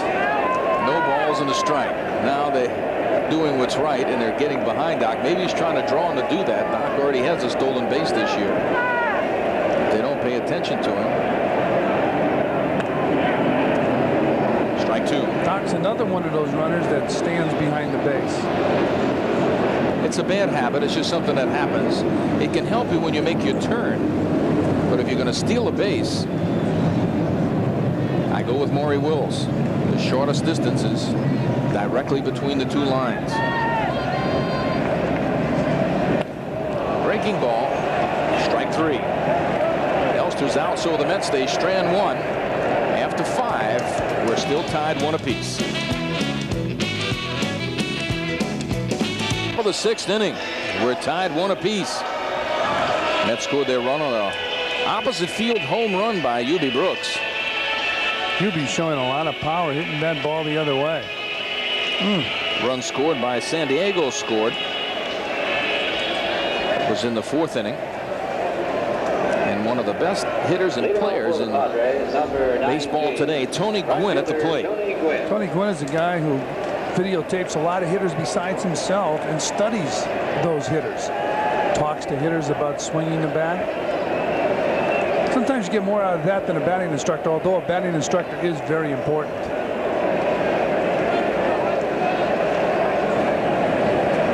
Ball 1. Gooden still using his new delivery. Taking his hands completely over the back of his head. It seems to have smoothed him out quite a bit. Fouled off, out of play, 1-1. Amazing how a little adjustment, something mechanical, can get you to get back into what's called your slot. You never want to get out of your slot. You want to get into it. Tony Gwynn, a chopper. Miller, the Magadan, 1 down. Tony Gwynn this year driving in runs also. He used to be a guy that would set the stage. Doesn't happen very often, even with great hitters, that they can make the adjustment from setting the stage to producing RBIs. Tony Gwynn this year seems to have made a smooth transition. Sometimes in the past it has not been when he was first trying to do it, but he was maturing. Well, look at They started using him in the 3 slot. Tim Raines, another guy. Yeah, well, Tim Raines really never matured into it. Rod Carew, another guy. Rod had, I remember, 1 good season driving in runs, but never really did it with the consistency. But you can say in 1991, Tony Gwynn has made the adjustment so far. McGriff, 1-1. Here's a guy with a real short stride for a power hitter. Seems that power hitters today are all taking long strides. They have long swings. Breaking ball up the middle. Elster has it to throw to first. 2 down. You take a look at McGriff's stride. It's almost non-existent. It looks like he picks the foot up and puts it down. Let's take a look at it. And you're looking at an excellent major league hitter. Look at that. Didn't even stride. Left fielder Gerald Clark. How many guys do that today? Usually it's the opposite. A lot of guys are kicking their leg way up in the air. And that many guys throw perfect games. How about that? Loop single by Rex Hudler. They busted it up. Gooden struggling with the spike getting caught.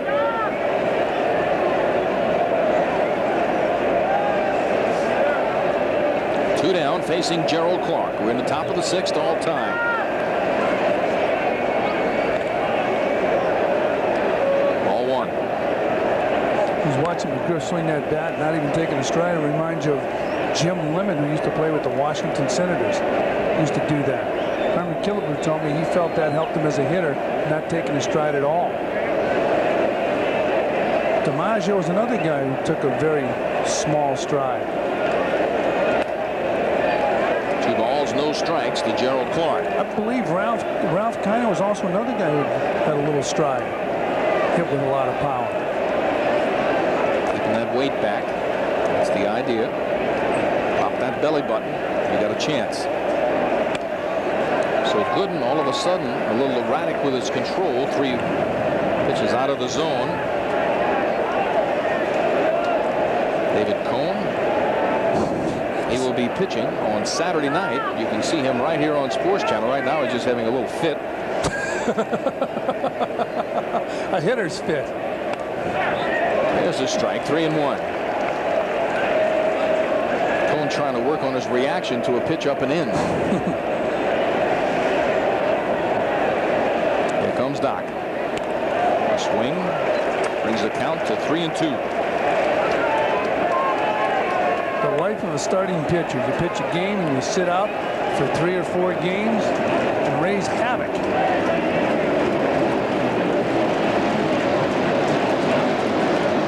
Those are the guys you got to watch. They'll give you a hot foot. Full count. Inside. Ball 4. So a 2-out free pass to Gerald Clark. Here's Gerald Clark. You really have to start in a hurry with the doctor throwing that heater. Clark, a lot of movement. He goes out and he almost pulls the trigger, but he couldn't. 94-mile-per-hour fastball. It's the second walk by Gooden against 7 strikeouts. And is going to bring up Benito Santiago, who has doubled both times against Gooden. He has had a couple of very good at-bats, attacked early his first time up, and then battled Gooden. Fouled off about 4 tough pitches and got a double. Gooden almost seems as though he overthrew that. Here comes Mel Stottlemyre out of the dugout. Mel obviously saw something. Talked about Santiago smoking Doc with a 3-2 curveball, hit a bullet down the left field line. He also hit a long drive that short hop the fence in right center field.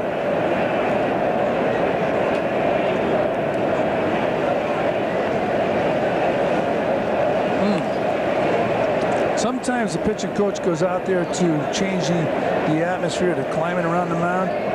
Mel's going out there in business right now to tell the doc something instructional.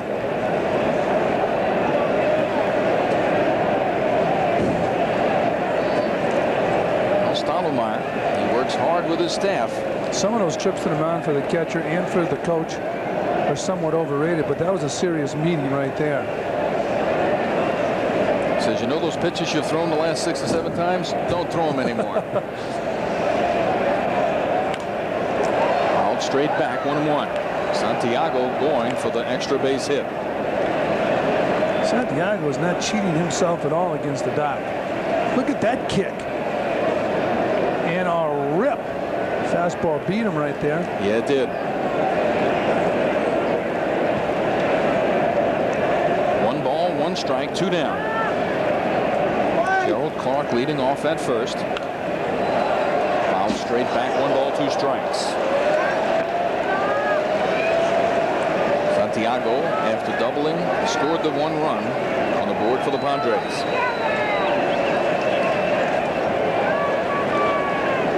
Gerald Clark, 2 stolen bases in 3 attempts. As good as Santiago has swung the bat, I would send him. We'll try to put a little pressure. If he gets thrown out, Santiago leads off the next inning. Good point. Not going to be aggressive now. There's no time. And Santiago swinging the bat very well tonight. A little toss over. Clark did not have a good lead. Bruce Kim at third base giving some signs. Gerald Clark looking at him like, don't make any difference to me.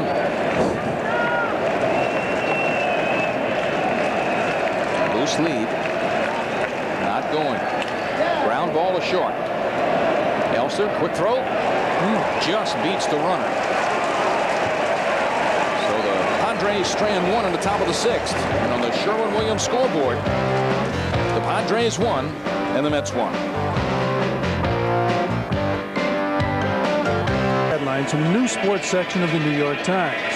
U.S. Women's Open deep in the heart of Texas. Pretty hot down there, too. The shame of the steroid rage. Helmet hears the hoofbeats of creditors. All right, so that's the New York Times headlines for tomorrow.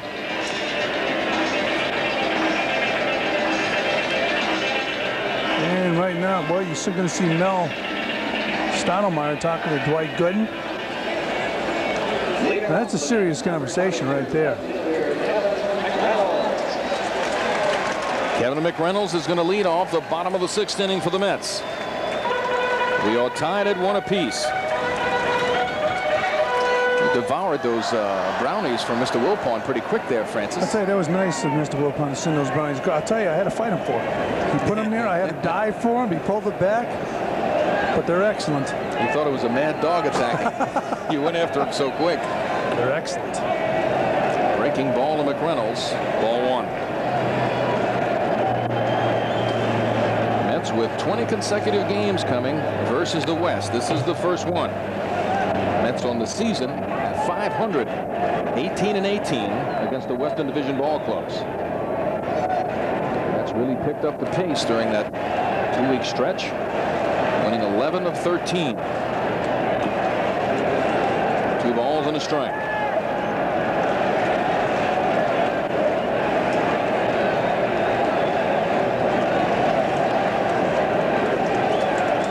Bip Roberts, who has been hurt, he tried to make a play. Speaking of Jackson, he dove into the wall trying to make a play and hurt himself. He hasn't played since the 3rd of July. Opened up a spot for Timmy Tuffle, who's been doing the job for the Padres. Timmy told me before the game on the pregame show that it looks like the San Diego is going to be his ball club. He might sign with San Diego, a long-term deal. Ground ball in the hole. Cannot be backhanded by Fernandez, so a leadoff hit by McReynolds.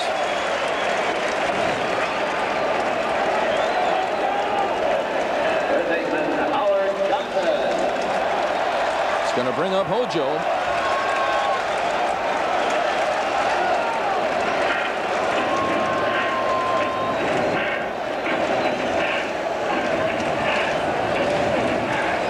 Would you hit and run with Hojo?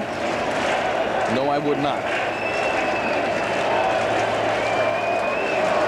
I would have Howard Johnson, especially from the right side where he swings and misses a lot. Just do whatever he's been doing. Hit the ball over the fence.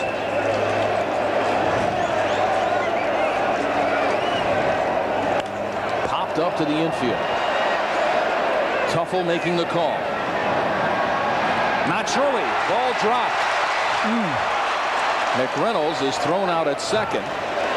So an embarrassing moment for Tuffle, but no error on the play because they get the lead runner. Yeah, so it's only half embarrassing. You can smile about those. That's right, if you get the runner. Here's Timmy coming in after that pop-up, calling for it, says I got it, and hit on the heel of the glove and popped out. He's able to regroup, get the force at second base, so no damage. The only thing is a base stealer on first base. Howard Johnson with 14 stolen bases. Hurst has a good move to first base. One of the best. Breaking ball to Ubi Brooks. Strike 1. After the home run that put the Mets on top in the second, in the 4th inning, Ubi grounded to short.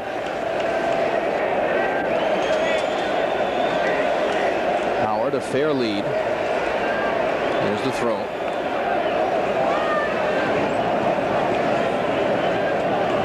The left-handed Dave Magadan in the on-deck circle.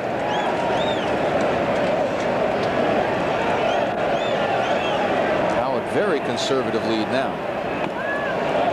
Pass ball in 1-1.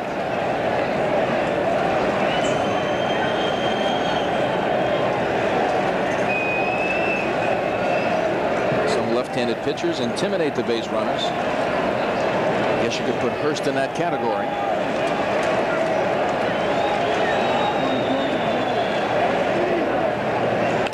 Howard was leaning back toward first base that time. A left-hander's reputation with a good move to first base will intimidate a base runner. A right-hander's move to first base, a real good move by a right-hander, is not as intimidating. The base runners feel they're more comfortable with the right-handed pitcher, although some of the great base stealers say right-handers are tougher to steal on. That has to be explained, though. Tough to believe.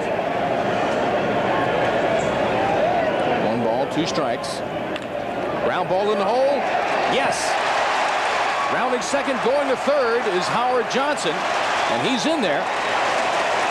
So hit behind the runner by Ubi Brooks. has men on first and third and only one down. Great example tonight of going the other way with the pitch, how it can help you as a hitter and hurt the other team. Hubie Brooks has 2 hits out of the 3 at-bats. Both hits are to the opposite field. Here's the last hit. Hubie putting the ball in play, just slapping the ball in the hole. Advancing the runner, Howard Johnson, to third base. So Hubie really doing a job by using the whole field. Bruce Hurst talking to his catcher. Padres will play for the double play at second and short. At first, McGriff will hold Brooks on, and at third, I'm sure Tuffle will play even with the bag. Gooden, a tough guy to strike out under normal circumstances. In that period of time during this season where he struck out a lot, he says he was trying to do too much with the ball, trying to get too many extra base hits. He's got an opportunity here. Outfield shifted to the left side. Ground ball fouled.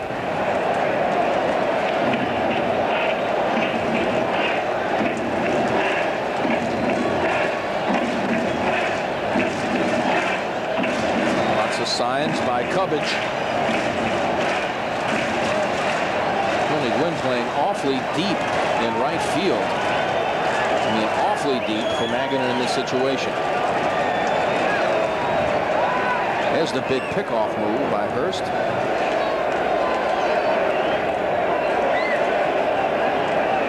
More signs by Cubbage. Everybody looking. Magadan says, "I'm ready." How about a hit and run with the runner on first base? Forget it. I'd have him do it. All down. 1 ball, 1 strike. First off, Mags has been struggling. Maybe he puts the ball in play, hits the ball to a vacated area. You hold the runner at third.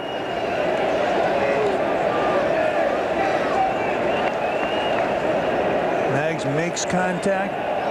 It's risky, aggressively risky. But that's why we're here. I'm not going to deal with that. To take a chance.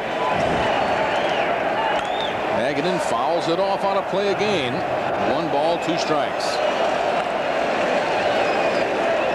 Magadan looking like he was trying to pull that pitch.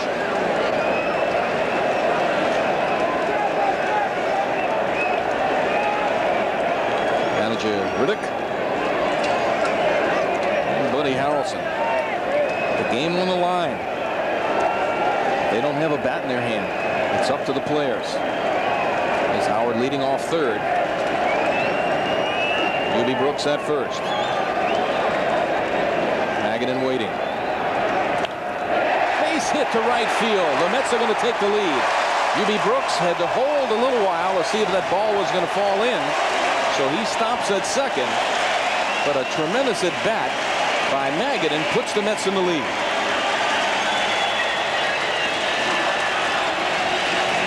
Well, Dave's wife gave birth to a little boy, and Dave gives birth to a hit and an RBI right here.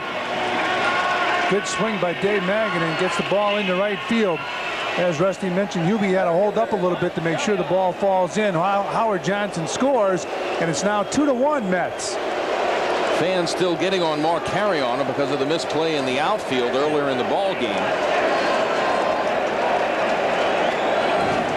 Carrion has flown to right and struck out. Up the middle, base hit. Hubie Brooks coming around third. From center field, Thomas Howard does not throw, and it's 3-1 Mets.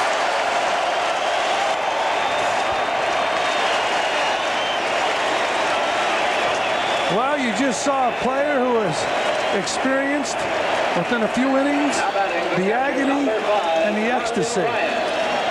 Mark Carrion.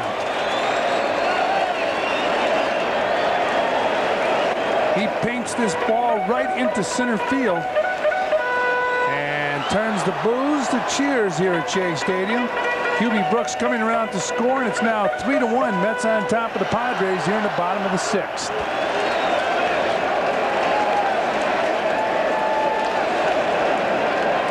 O'Brien waiting. Ball 1.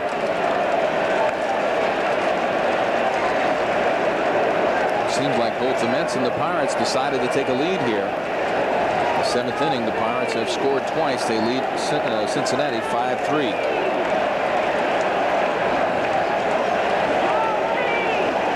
O'Brien with the ball. They get a ball and a strike.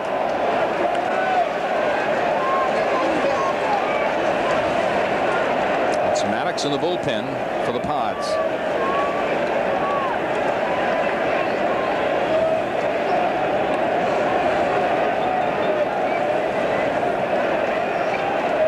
Hurst in trouble in the sixth inning. Fake back at second.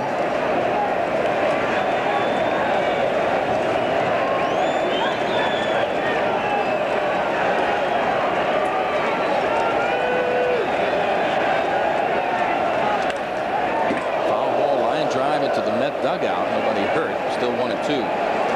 We talked earlier about how deep the right fielder Tony Gwynn was playing Magadan. Like if he would have been in a little bit challenging, you would have had a chance for that ball. After the fact, yes, he would have caught that ball if he was in. Well, I'm just it wasn't like after the fact. No, you mentioned it earlier. I agree, but it's just a matter of making a decision of whether you're going to play aggressively out there or not. It's always a little looper. Gwynn making the call. No one can move on this one. So there'll be 2 out now with the runner still at first and second. And you really do put Tony Gwynn in the category of a good right fielder. Yep. That's why I was so surprised to see him playing so deep. Well, he played shallow there for Charlie O'Brien. Howard plays a very shallow center field. He is really adjusting to the hitters. Not Gooden up there. The doctor has struck out, hit into a fielder's choice. 8 hits and 45 at bats. Way outside, ball 1. Gooden has a couple RBIs on the season. One of them on a home run. Chance to help himself here. Ground ball to third. Tuffle to the second baseman Ferries. The Mets will strand 2. But not before they scored 2 in the bottom of the 6th. And they now lead the Padres 3-1. We'll be back.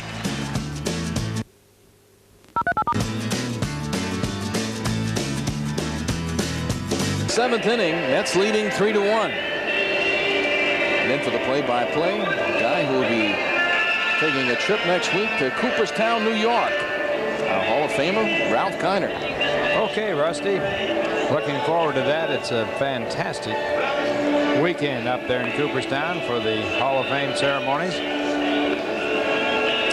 Well, the Mets leading 3-1, and Bruce Hurst giving up 2 runs in that last half inning. He's talking to Benito Santiago right here. He isn't asking him where he's going to dinner tonight, that's for sure. He'll leave the ball game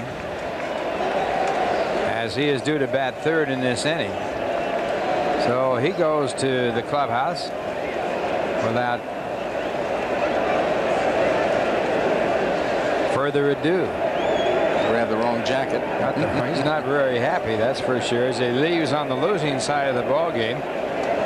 And now the doctor starts off with a good fastball to Tim Tuffle. Tuffle has struck out and reached on an error. Fly ball dropped in right center field by Mark Carrion. There have been 2 fly balls dropped here tonight. One by Tuffle. Tuffle turned his into a force play. And Carrion's fly ball that was dropped turned into an unearned run as this ball was fouled out the right side.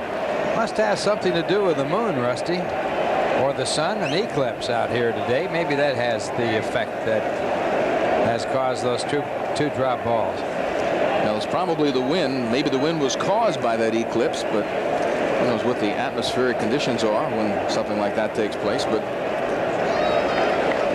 we talked about that in the rules of the game. You got to know which way the wind is blowing. You certainly do. There's our version of the eclipse.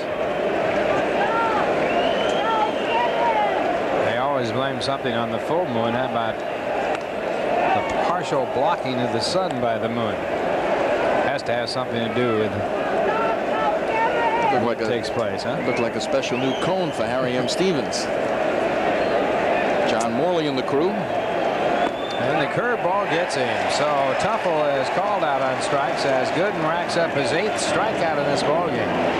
He had struck out Tuffle his first time up on a fastball. This is the kind of pitch that makes you want to ride home to mom. Watch this one. Right down at the knees, off speed.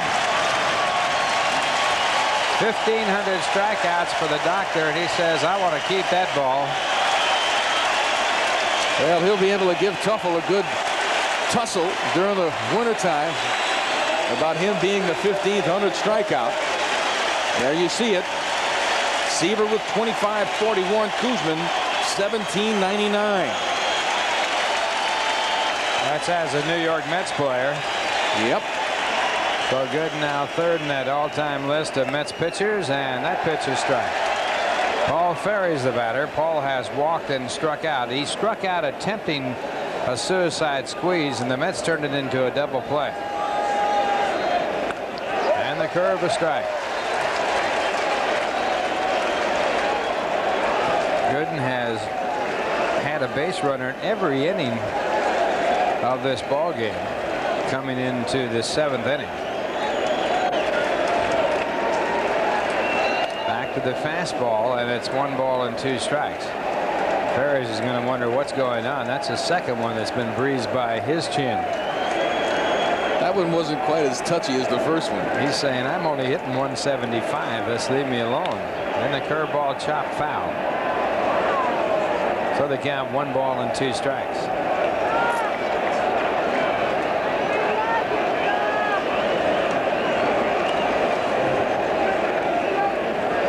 Ferry's hitting 175 coming into this ball game. Really got a purpose pitch earlier in his second time up when he ended up striking out while attempting to bunt the ball on the suicide squeeze play.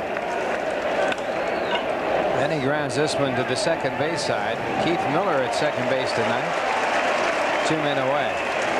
That'll bring up a pinch hitter for the pitcher. It's going to be Sean Abner. Abner hitting only 171 of the season, 1 home run, 5 RBIs. As a pinch hitter, he has 2 hits and 9 at-bats. Abner with a home run off the doctor. Something he'll always remember, as he has not really distinguished himself with glory in the major leagues, but he has hit a home run off Doc Gooden.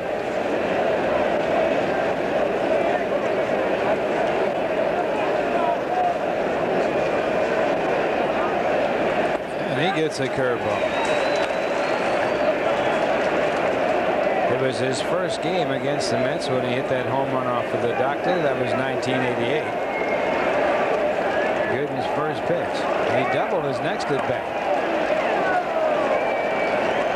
He takes that pitch for a ball, and it's 1 ball and 1 strike. Abner, the #1 draft choice of the Mets. It's good news for the Mets. The Cincinnati Redlegs tying that game up 5 apiece. Abner was taken #1 in the country by the New York Mets, and then was in the McReynolds trade as the count goes to 1-2. Had some fairly good years in the minors, but never has been able to put it together in the major leagues. And the curveball gets him. So Gooden gets his 8th and 9th strikeouts and his first 1-2-3 inning. The score at the end of 6.5 innings: the Mets 3 and the Padres 1.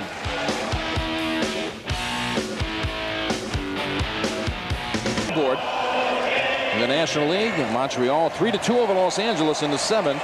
As we said, all tied 5 apiece in the 8th. Pittsburgh at Cincinnati 1-0. Philadelphia over San Francisco in the 7th.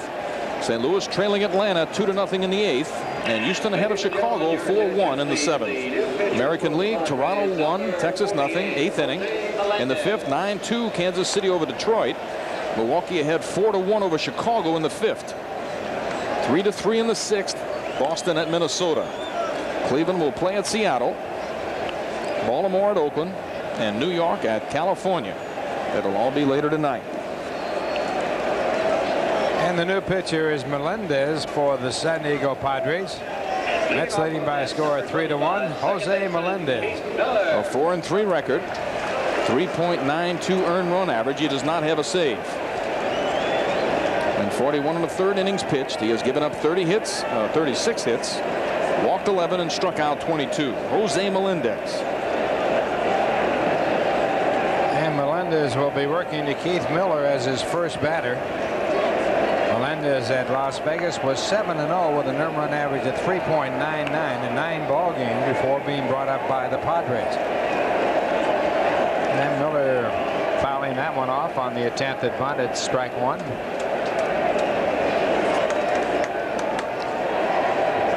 Miller 1 for 3 in this ball game.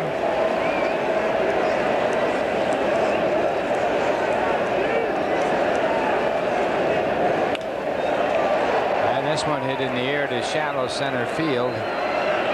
Tom Howard, the center fielder, makes the play, 1 away.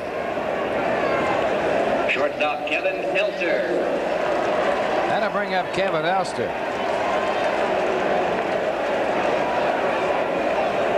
Elster also 1 for 3 in the game. A blue base hit to right center field. Mets scored first in the 2nd inning on a home run by Hubie Brooks. Padres tied it with a run in the 4th inning that was unearned on a drop fly ball by Mark Carrion. And the fastball for a ball. And the Mets taking the lead again with 2 runs in the 6th inning on 4 base hits. Leading 3-1 with 1 man out. Bottom of the 7th inning, and the fastball to Elster fouled away, 1-1.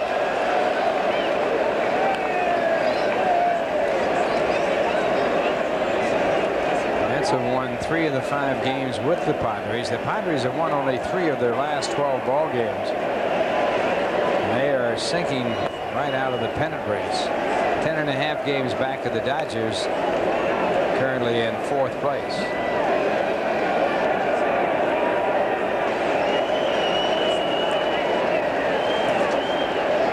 Two balls, 1 strike.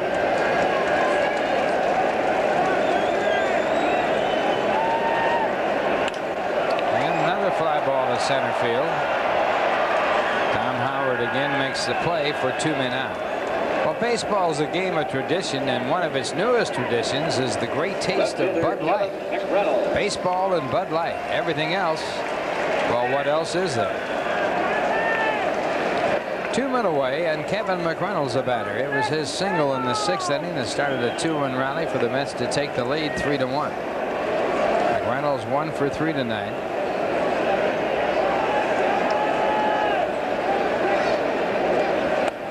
Goes after the fastball.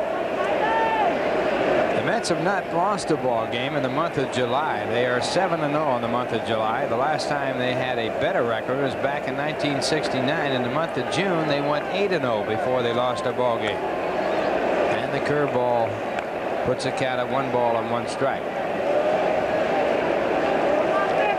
Last year, the Mets won 11 straight ball games from June 17th to June 29th. And a fly ball popped in the shallow right field. Going back as Ferry's coming up as Tony Gwynn. He can't make the play. Slides in under it and then tosses to first as McReynolds gets his 2nd hit of the game. Again, we're going to talk about Tony Gwynn, who's an awfully good outfielder. Behind in the count is McReynolds. Fights the ball off and drops it in front of a good outfielder. This ball's got too much hang time to fall in there. He didn't even come close. That's just not being aggressive. I don't understand that.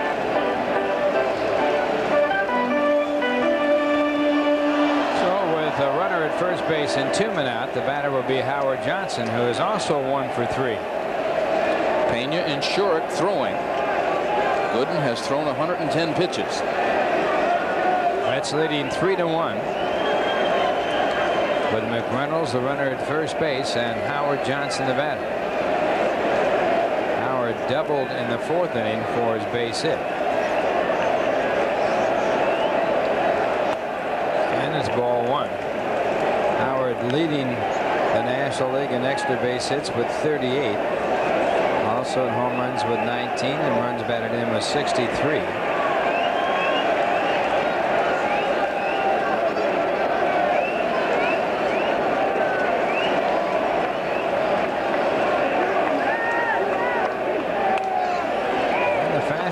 throw to first base by Santiago. 2 balls, no strikes. Watch Santiago from the knees. He loves it. When you're the first baseman, you got to be alert. McGriff and Santiago both have combined errors that total up to 15. And there's a breaking ball for a ball. 2 balls and 1 strike. Santiago with 7 errors as a catcher, and McGriff with 8 as a first baseman. Very high totals.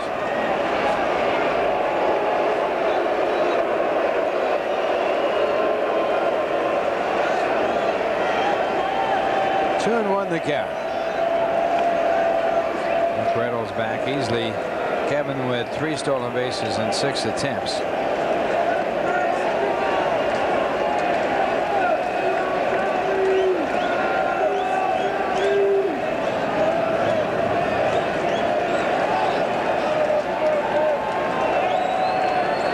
Two balls, 1 strike the count, and this ball hit high in the air to right center field. It's playable. Tony Gwynn, a lot of time to get entered, and he makes the play that retires the side. No runs, 1 hit, and on our Sherwin-Williams scoreboard, it's the Mets 3 and the Padres 1.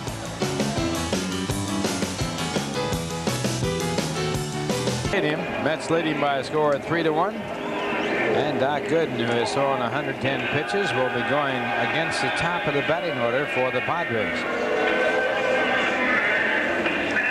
Gooden working here in the 8th inning will take on Tom Howard, Tony Fernandez, and Tony Gwynn. In Gooden's last appearance on July the 5th against Philadelphia, he was a 3-1 winner, working 8 innings, giving up just 3 hits while striking out 9. He has struck out 9 in this ball game through 7. That 1 run scored in the first inning. So Gooden had 11 innings in a row, or 10 innings in a row where he did not give up a run.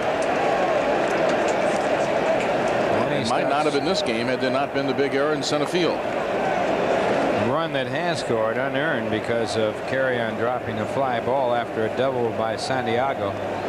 Santiago coming in to score. Big play in that inning was a missed squeeze, suicide squeeze play that erased a runner from third base.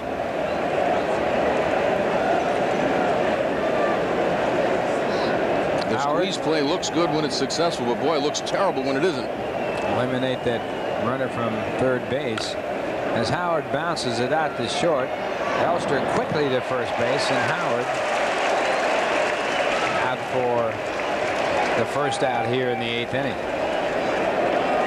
Howard gets down that line, doesn't he? Yes, he does. Got a good jump. You see Elster with that quick delivery. It'll be interesting to see what happens over the course of next winter. See if Elster is able to build up that arm strength again. You see him stretching out the shoulder. That pop is just not there like it used to be. Howard going to go down into the hole and bap his head against the wall. Now the batter is Tony Fernandez, and he takes high for ball 1. Howard hit 300 or better in 6 seasons in the minor leagues.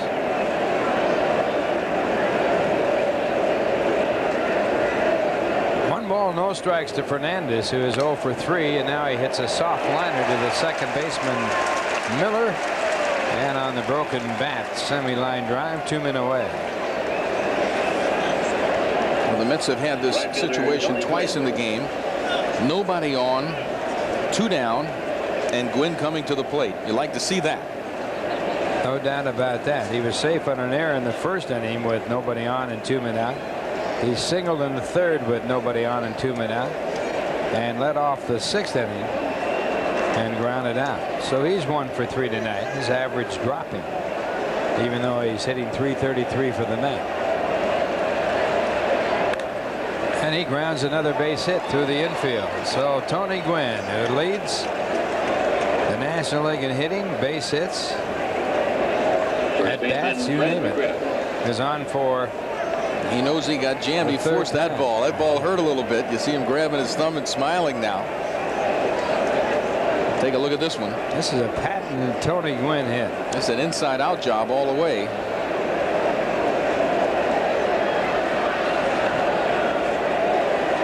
Harrelson talking to Gooden. Wants to make sure his pitcher feels all right. Doc is shaking his head. Gooden has pitched 3 complete games this year. One of them the only complete game shutout by a Mets pitcher this season. Pena and Sherrick still throwing in the bullpen for the Mets. As Fred McGriff is a batter. McGriff 1 for 3 for the night. A single to center field in the first. And the curveball for ball 1. Well, unfortunately for the Mets, the Pirates have scored 5 in the top of the 8th. Big blow in that inning, a home run by Barry Bonds, a 3-run job. Had to be against one of their famed relief pitchers, Randy K. Myers. Here's the 1-0 pitch. And again the curve, and again it's out of the strike zone. 2 balls, no strikes. I have a feeling John Franco is going to be getting up. If that's not him out in the bullpen, I'm going to be surprised. Game on the line. Time run at the plate, and the dangerous Fred McGriff, the batter. He has 16 home runs and 53 RBIs. And Franco is throwing. And a fastball for a strike. McGriff getting a perfect pitch from Gooden right there. That's when you're trying to generate a lot of bat speed. You want to start it early. And then by the time you realize that it's out of the strike zone, you can't hold up. 2 balls, 1 strike to count. Gwynn, the runner at first base, has had 6 stolen bases in 12 attempts. Padres don't steal much. They're 11th in the league in stolen bases.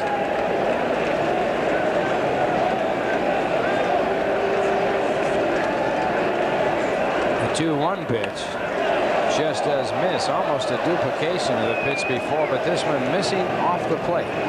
So now a very tough count for Gooden. A 3-1 count to Fred McGriff. Here's a look at it. You be the judge. The official judge, Gary Darling, said ball 3. Now the 3-1 pitch, and it's grounded foul. So that puts the count at 3-2. Paid crowd here tonight, 32,208. Total in the house, 33,647. Good crowd as we start the second half. 3-2 the count. Magadan dropping behind the runner at first base. Gwynn running with the pitch, and the curveball is foul tipped. And McGriff gets just enough of it to stay alive.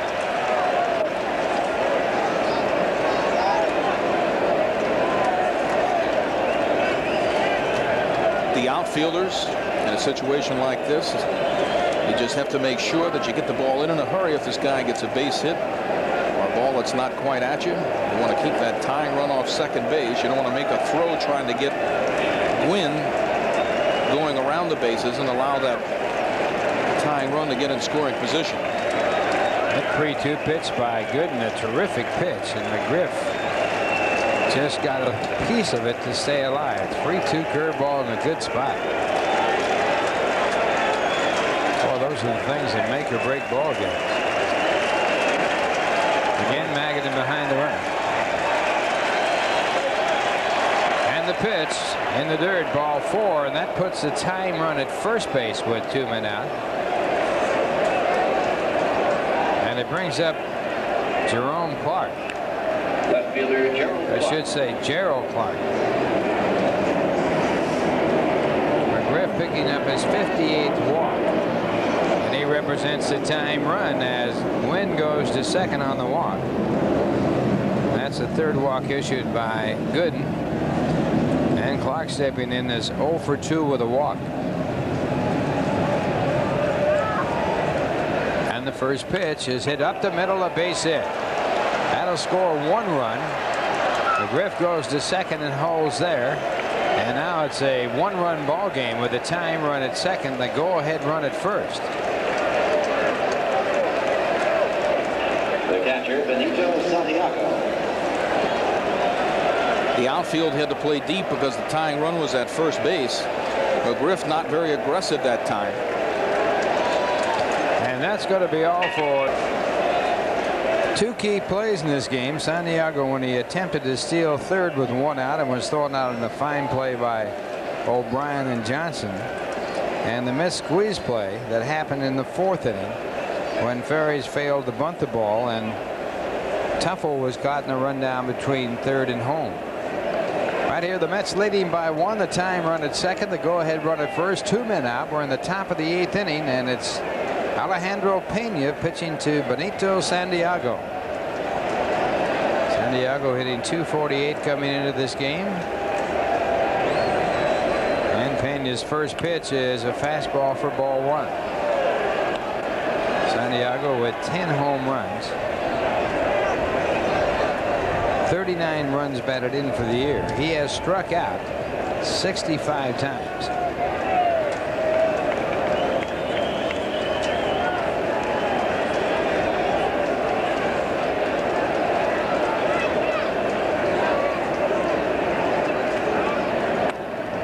And it's ball 2. 2 balls and no strikes. Again, the fastball.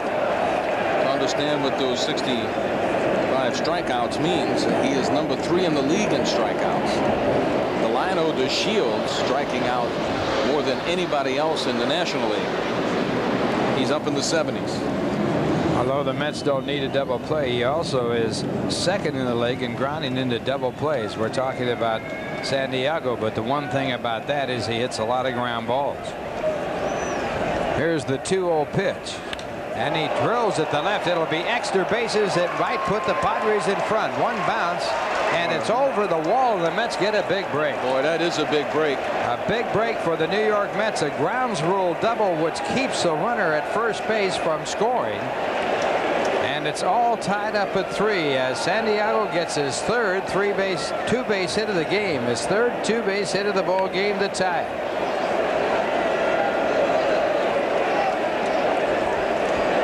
Tremendous break for the Mets. Not in the hit, but the fact that the hit bounced over the wall. Santiago's third double. Ahead in the count, 2-0. Got his fastball. And that bounce right there gives the Mets a break. There's the doctor watching it. His tremendous effort down the tubes. So heartbreaking, isn't it? Gooden no longer has a chance to win it. He could also get the loss if Clark scores, as he was put on base on the single by Doc Gooden. Gooden giving up the single to put him on base. And now Franco in the bullpen is ready with the go-ahead run at third and 2 men out, and Tim Tuffle is the batter. Tuffle 0 for 3 tonight, and he takes the breaking ball for ball 1. So again, Pena behind on the count.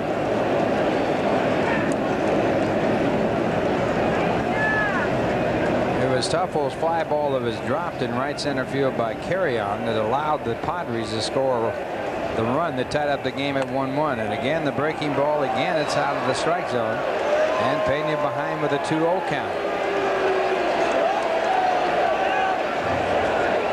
They're going to walk him intentionally. O'Brien coming out showing those 4 fingers.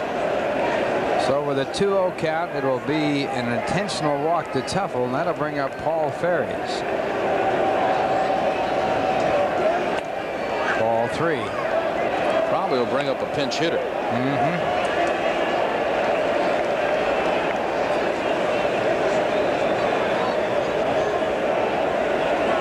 And ball 4. So that will load up the bases, and the scheduled batter is Paul Ferries, but it looks like they're going to a pinch hitter. They have Phil Stevenson. He's the only left-handed pinch hitter on the bench.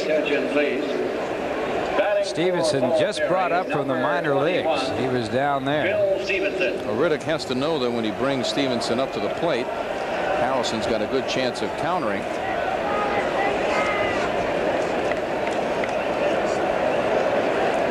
Short throwing alongside of Franco. He may prefer this matchup than bringing in Franco. The game is tied now with the go-ahead run at third base, and the base is loaded. Mets, who seem to control this game completely, in real jeopardy right now. Stevenson played at Wichita in the minor leagues this year, hitting .471 in 12 ball games, and at Las Vegas where he hit .220. When Franco has been brought in ball games where the save was not in a position to be picked up by him, he's had difficulty. It's been a win or a loss, and his 1-6 record indicates that. And he's in that situation here tonight. Darren Jackson, the batter, hitting .248, 8 home runs, 16 runs batted in. Jackson, as a pinch hitter, is 3 for 18 with 1 home run and 2 runs batted in.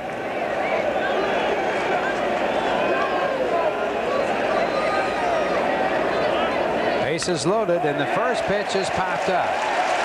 Playable on the second base side. Keith Miller there. And he makes the catch, and Franco on 1 pitch gets out of the jam. But the Padres score 2 runs to tie it. On 3 hits, they leave 3, and the score at the end of 7.5 innings. The Padres 3 and the Mets 3.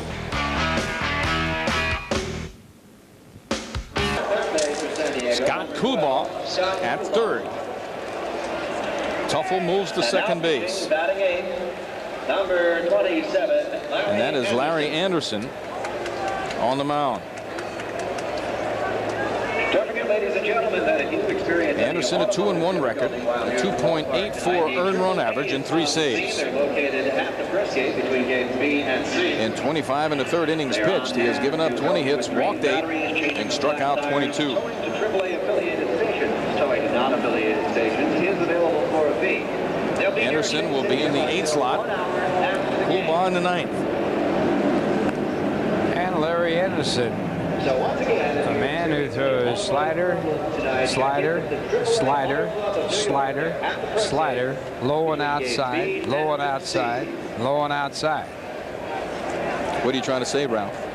That is what he throws. He also is a very funny man.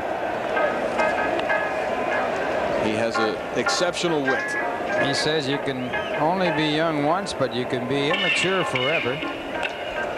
He also asks the question, what do they call Robin Hood's mother? Motherhood? And many, many more. Why do they drive on parkways and park on driveways? Larry Anderson, who distinguished himself very well with the Houston Astros, was traded to the American League and signed up by the San Diego Padres. Started his career with the Phillies. At least in the big leagues. That's the first time I remember seeing him. He was a relief pitcher.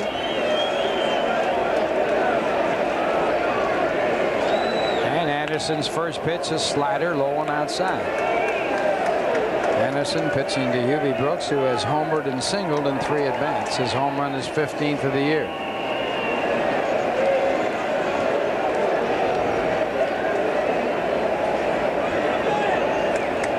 And his second pitch is a fastball, low and outside. He was wasting that, though. That was a wasted pitch. He was just showing him.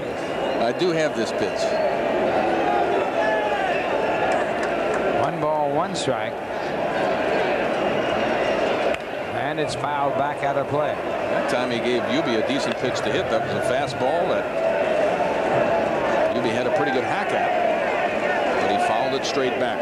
He has made a great living out of that low outside slider. Likes to pitch left-handed hitters in. And there's that low outside slider, and it's popped up into foul territory. McGriff over to make the play, 1 away. Tie ball game at 3, bottom half of the 8th inning, and Dave Magadan will be the batter. Magadan with a big base hit for the Mets back in the 6th inning. They broke a 1-1 tie. Mets got 2 in the 6th to lead it by a score of 3-1. But then the Padres came back to get 2 runs off Doc Gooden and tie it up at 3-3. That was in the top of the 8th inning. And the slider, a called strike.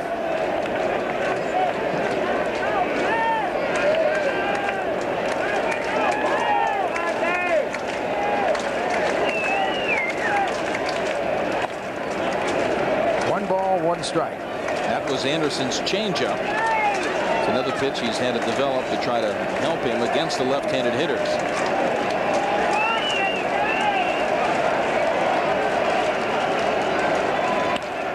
And this one fouled on the left side. 1 ball and 2 strikes.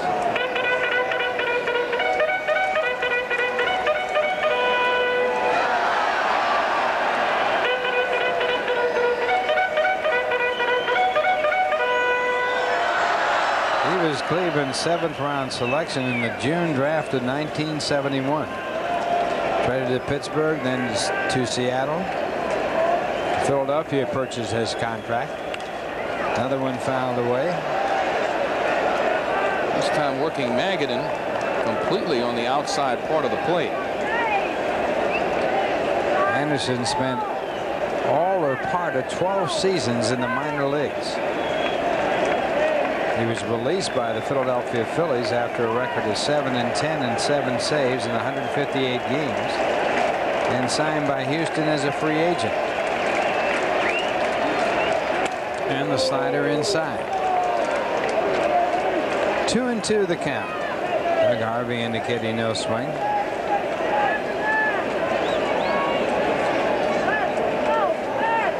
Darrell Boston's in the on-deck circle, a bat for Mark Carrion.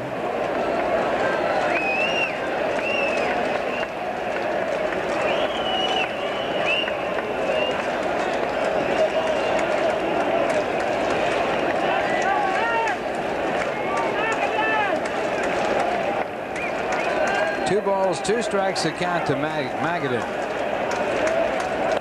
And it's 3-2, and again the slider.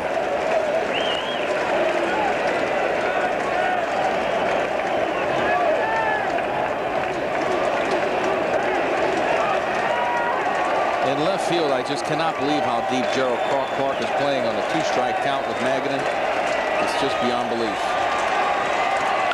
And it's grounded to the shortstop. Fielded there by Fernandez. The throw to first base, not a good one, but a good job of shifting into foul territory by McGriff, the first baseman. I'll tell you what, that was an interesting tag. He was very smooth about it all. Dutch Rennert waiting a long time to make the final call. See Dutch, he's looking there. He says, he's got the ball. Okay, I'll give it a little out. Tough call right there. Did he have his foot on the bag or not? So it'll be Darrell Boston to pinch hit for Mark Carrion, who had a big single and a run batted in the 6th inning. That put the Mets up by a score of 3-1, but as we told you before, it has not held up. It's 3-3 with 2 men out here in the bottom of the 8th inning.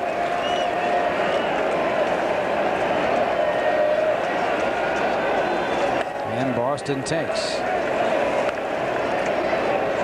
Mackey Sasser. Boston 4 hits and 13 at bats as a pinch hitter. 248 overall. And he takes that pitch for a strike, and it's 1-1. Boston with 1 home run this year and 8 runs batted in.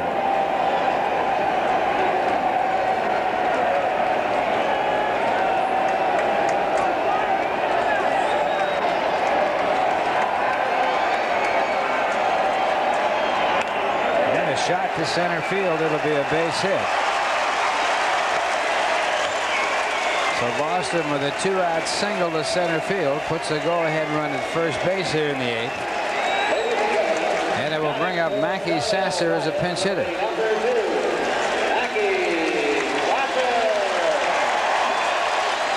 Sasser hitting .292 on the season. 2 home runs, 12 RBIs. As a pinch hitter, Mackey 7 hits in 21 at bats, 2 of them home runs and 5 RBIs as a pinch hitter. There's 2 home runs this year coming as a pinch hitter.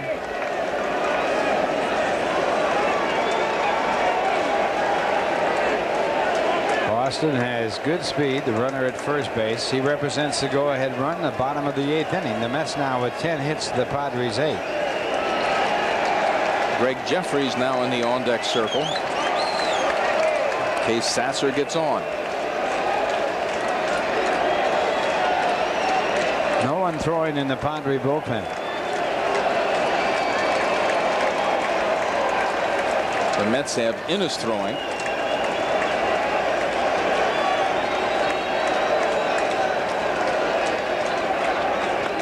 And the first pitch, a breaking ball, that slider called strike. San Diego as a team has 20 saves, 12 blown saves. Obviously this is not a save situation, but that's a lot of blown saves for a bullpen.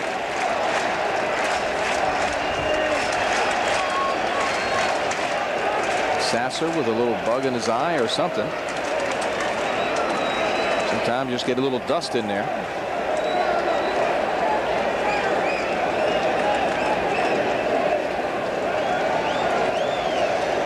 First of 4 with the San Diego Padres, the start of a long homestand for the Mets. Currently on a 7-game winning streak. All the wins on the road. And there goes Boston. The throw from the knees is in time, and Boston is out. So that will end the inning as Boston is sort out attempting to steal.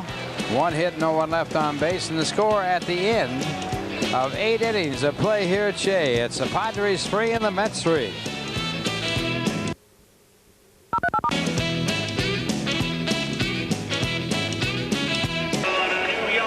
Back at Shea, scores all tied 3 apiece. Let's check the AT&T Long Distance Award.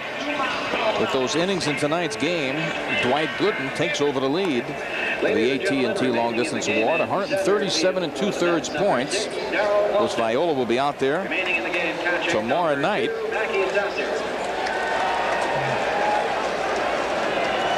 Darryl Boston now in center field. Sasser stays in behind the plate.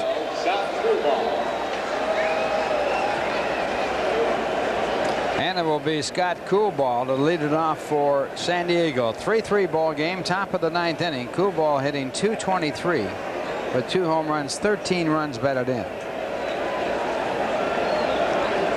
Coolball with Texas last year hit .200 with 2 home runs in 67 games, and Franco with his first pitch for ball 1. Franco came in the game with the bases loaded and 2 men out in the 8th, threw 1 pitch to Darren Jackson, the pinch hitter, and got him to pop up for the final out of the inning. Now he's back with a strike, and it's 1-1. Mets used 3 pitchers in the 8th inning. Gooden started the inning, got the first 2 batters, then gave up a base hit to Gwynn. Walked McGriff in a 3-2 pitch. And then Clark singled to center field. And that was it as Pena came in the ball game, gave up a double to Santiago. And he walked Tuffle intentionally. And then Franco came in to relieve him. And the fastball fouled off of Sasser's mask, and he goes down. He looks like he hurt himself a little bit. Figure out where that hit him. Looks like it hit right in the right shoulder. That point of the right shoulder, boy, that's not protected. Watch this. Foul ball, misses the glove and hits him right on the right shoulder.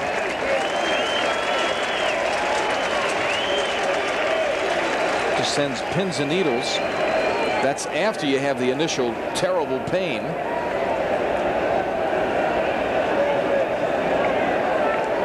Boy.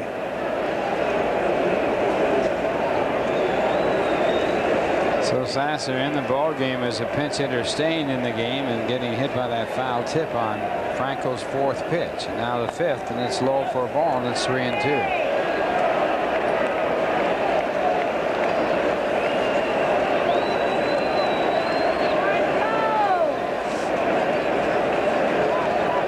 Pittsburgh won their game over the Reds tonight. And a swing and a miss. So Franco back to strike out Coolball. 10th Padre to strike out, and it brings up Tom Howard.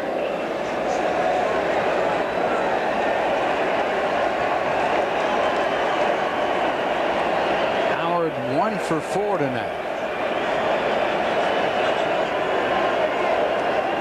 infield base hit off the glove of Magadan in the 5th inning. Could have been scored as an error and wasn't. And the first pitch, ball 1. Mets have made 2 errors in the ball game, one of them very costly, as it gave the Padres their first run, and it was unearned. And the fastball fouled back, and it's 1-1. The error by Mark Carrion when he dropped the fly ball in right center.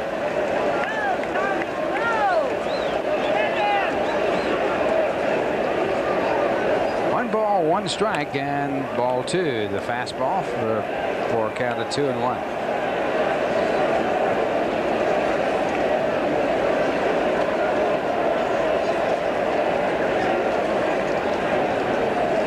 Howard hitting .254 for the year. And a strike, and it's 2-2.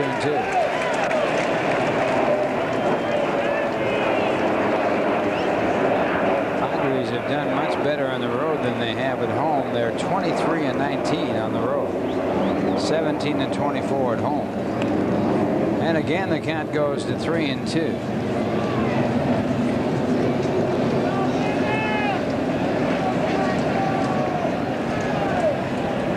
Second full count for Franco here in this inning.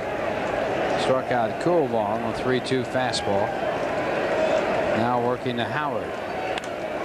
And it's fouled off. The fastball fouled away.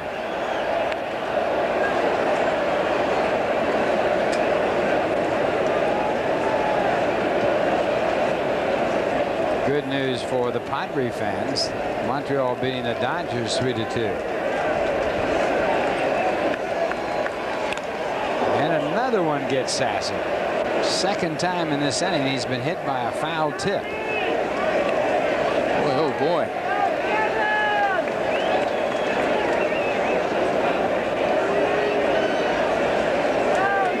Here's a look at it.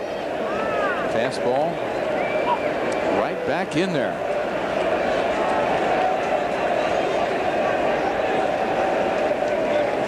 I mean, O'Brien's laughing. I mean, everybody, you know, it hurts. It's just something that happens in a dugout. It's not that anybody's glad that Sasser's being hit. Believe me, another catcher, he's just kind of looking, saying, geez, it could have been me.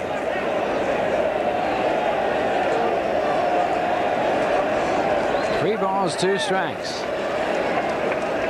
Tie ball game at 3, top of the 9th, and a good breaking ball gets it.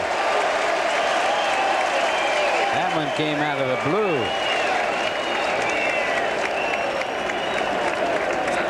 Shortstop Tony Fernandez. See his hands collapse inside. Here's Franco with the pitch. Good movement. Just not expecting that kind of a breaking ball from John Franco. So now 2 men out, top of the 9th inning, and Tony Fernandez a batter. Tony is 0 for 4, and that's strike 1. Looking ahead to the bottom of the 9th inning, the Mets will have Sasser to lead it off.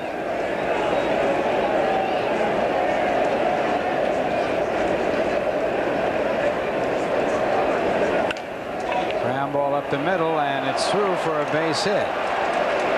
So Fernandez salvages the night as he gets his first hit in his 5th at bat, and it puts the go-ahead run at first base with 2 men out and brings up the Major League's leading hitter, Tony Gwynn, who is 2 for 4. It was in the 8th with 2 down, nobody on. It was a base hit, a walk, a base hit, a double, Tony Gwynn. and this game was tied up. 2-out rally in the 8th did it. Padres sent 5 straight men to the plate without the Mets picking up an out after 2 men were out in the 8th inning to tie the game at 3. Tom Spencer moving the outfield around and in as Franco goes to first base. Fernandez with 12 stolen bases in 17 attempts. He represents a go-ahead run.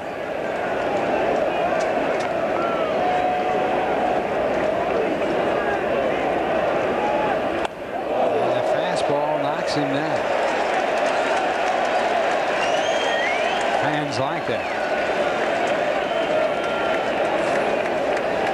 Here's a look at it. That's a real tilt right there. Go to first base again. Franco hasn't hit a batter in about 4 years. Tony Fernandez, 12 stolen bases.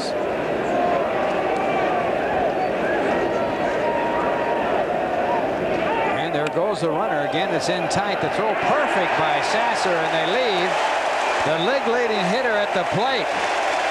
And how about that throw after being hit twice on his throwing arm? Wow. Outstanding throw by Sasser, and they leave Gwynn at the plate as we go to the bottom of the 9th inning. Look at this throw. No doubt about it. And the score after 8.5 innings, the Mets 3 and the Padres 3. 3-3 ball game, and it will be Mackey Sasser to lead it off for the Mets. He was left at home plate when Boston was throwing out attempting to steal. Let's check this throw. Now that's an incredible throw right on the money by Mackey Sasser after taking 2 shots in his right shoulder on foul tips, and he leads it off. Jeffries is in the on-deck circle, Ralph, but if Sasser gets on, are you going to put Jeffries up to hit? Or are you going to bring Tommy Hurr up to bunt? I'd have to think they'd bring up Tommy Hurr in a bunting situation to move the winning run to second. As we are in the bottom of the 9th inning of a 3-3 ball game, and the first pitch by Larry Anderson, a slider for a called strike. There's Jeffries. And there's Hurr. 1 strike to count to Mackey Sasser. And he pops it up. It's going to be playable. Cool ball. The third baseman in foul territory makes the play, and Sasser is out. So 1 away here in the bottom of the 9th inning, and that'll bring up Greg Jeffries. Jeffries has been to the plate 1 time in the last 8 ball games, and that was as a pinch hitter against Montreal, and he had a 2-run home run. That is his only appearance since the Mets left Shea Stadium on June 30th. I think there are a lot of surprised people, including Jeffries, that his name was not in the lineup tonight. Keith Miller, the starting second baseman.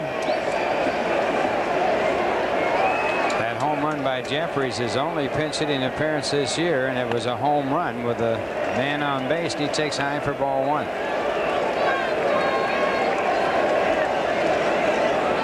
It added 2 insurance runs to a Met victory. The 1-0 pitch, and Jeffries takes a strike. Pete Short throwing in the bullpen for the Mets as Franco is out of the game.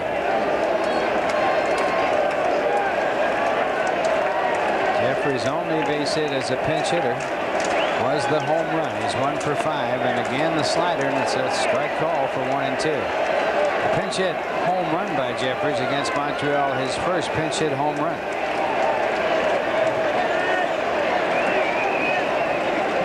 One ball, 2 strikes.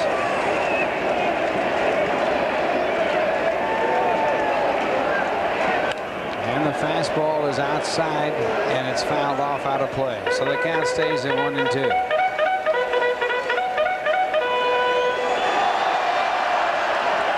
The Mets scored first in this game in a home run by Hubie Brooks.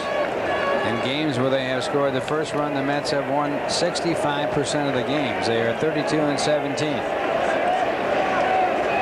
Padres tied it up in an unearned run. Then the Mets led 3-1. The Padres tied it up again. And Jeffries goes after a bad pitch, but manages to foul it off, so the count stays at 1 and 2. After having a couple of pitches out there called strikes, you get awfully defensive, and you do not want to let one sneak by you.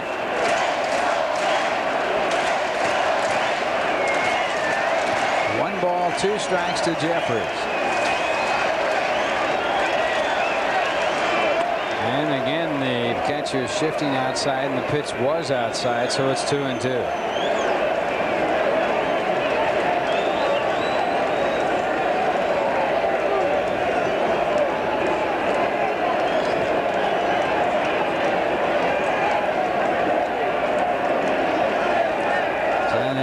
shifting inside this time. And the slider is way inside, and it's 3-2. You practically call the pitches by watching the catcher. Santiago has so much movement that if you're just a little bit aware at the plate, you can pick a little bit of that up, especially when he moves outside. He's moving outside now, and it's ball 4. So Jeffries works out a walk, and the Mets have the winning run at first base with 1 man out, and Keith Miller is the batter.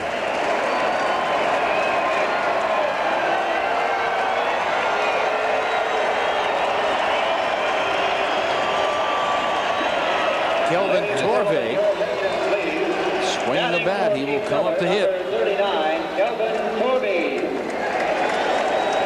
Torve 0 for 3 as a pinch hitter and 0 for 3 with the New York Mets. Started the season at Tidewater.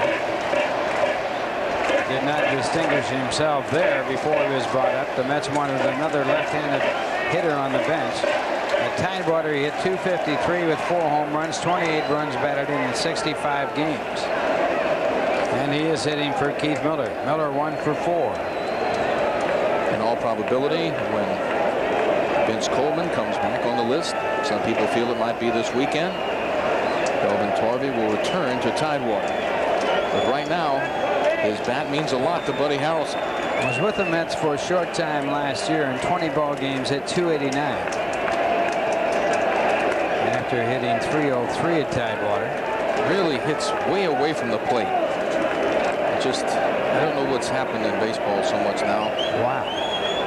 As he reached the outside pitch, and this guy will paint the outside corner, and there's a slider on the outside corner for a strike. He does move in a little bit on the ball, but I mean, he is really way away from the plate. Padres are playing him to pull slightly.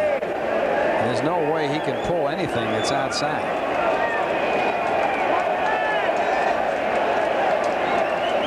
Again, you see Santiago shifting outside, and the pitch is low, and it's 1 ball and 1 strike. When you stand that far from the plate, it's totally an invitation to pitch away.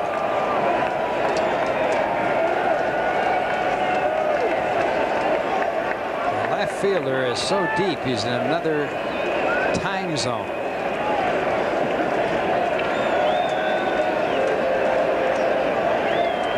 1 strike the count. And again, it's outside, but this one again low, and it's 2 balls and 1 strike.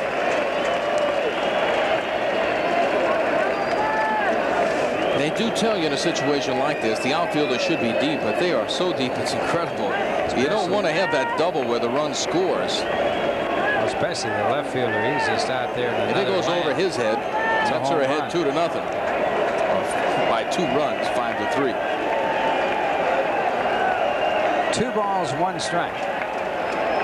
And the pitch is on the outside corner. It's 2-2. Good call for the Padres on that close pitch. You can see Torve was upset with the call.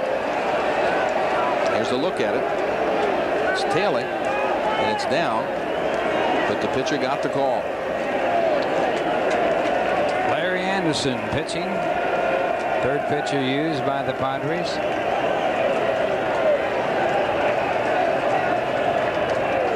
And the 2-2 pitch is called a no pitch as time is called on the play. Torve obviously asking for time and getting it from the home plate umpire Gary Darling. So Jeffries, who is running with the pitch, goes back to first, and it's no pitch. He got a pretty good jump. It would have been a tough if it had been a ball. Santiago, who you never know with the great arm that he has, whether he's going to get somebody or not. But Jeffries did hit his end of the deal by getting an excellent jump.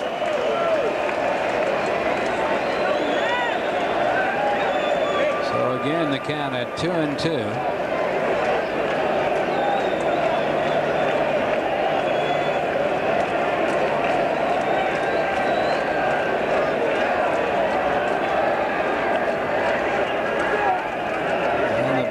Throw to first base moves Jeffries back. Jeffries, good base stealer. 15 stolen bases in 18 attempts.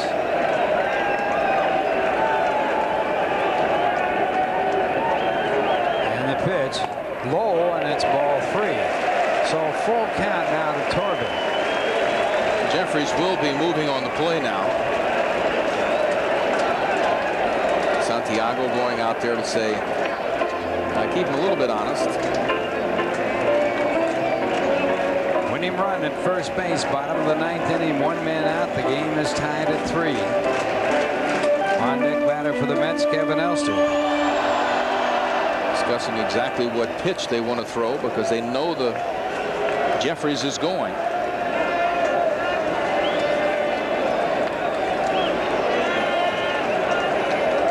Got to make sure he pitches when you're going in this situation. And there goes Jeffries, and the ball is grounded to the second baseman. Fielded by Tuffle, who has moved from third to second, and the out is made. As Jeffries moves into scoring position.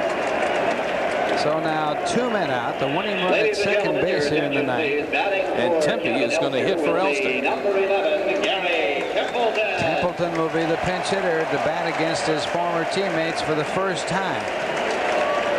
Templeton hitting .243, .276 as a Met. Has 2 home runs, 16 RBIs. Only 3 hits and 23 at bats as a pinch hitter. He does have a home run and 4 RBIs in that situation, though. And a home run coming when he was with the Padres. And now first base is open. A right-hand batter, Kevin McReynolds, is on deck. Riddock going out to talk to the veteran reliever. See exactly what they both have in mind.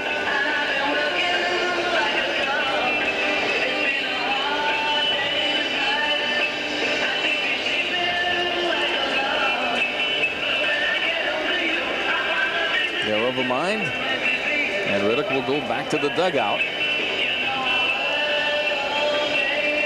You never know what's going through the mind of a manager who has traded a player away. First at bat, that player is going to face that club he has been with for almost a decade.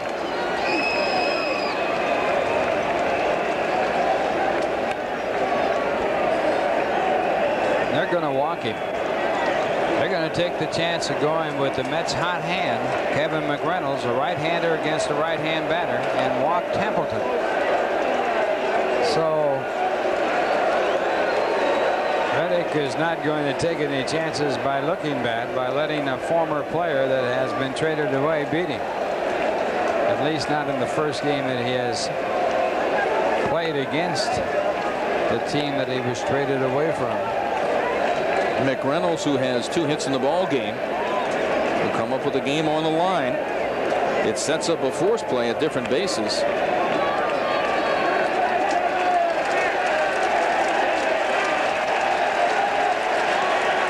It's very unusual to see a guy who has been swinging the bat as hot as Kevin McReynolds is, to have a guy walked in front of him. Well, it has been done before, and he has responded. So they're playing the percentages, but the percentages here are only right-hand pitcher against right-hand batter, not getting rid of a hot batter to get to a cold batter. McReynolds has been red hot for the Mets, and he takes outside for a ball. McReynolds in his last 50 ball games has raised his batting average 131 points. In this game, he is 2 for 4, hitting .294, and another one out of the strike zone for ball 2.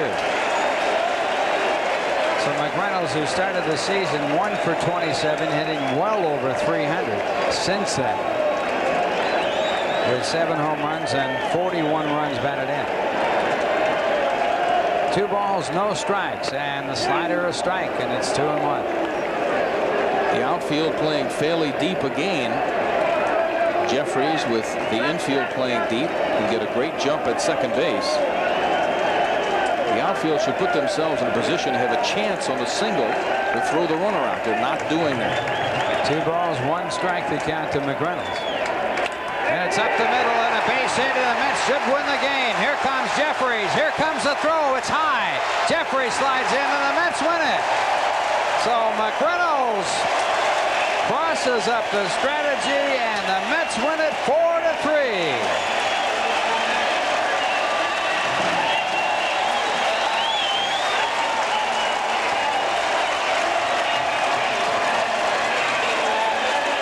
Eight in a row for New York.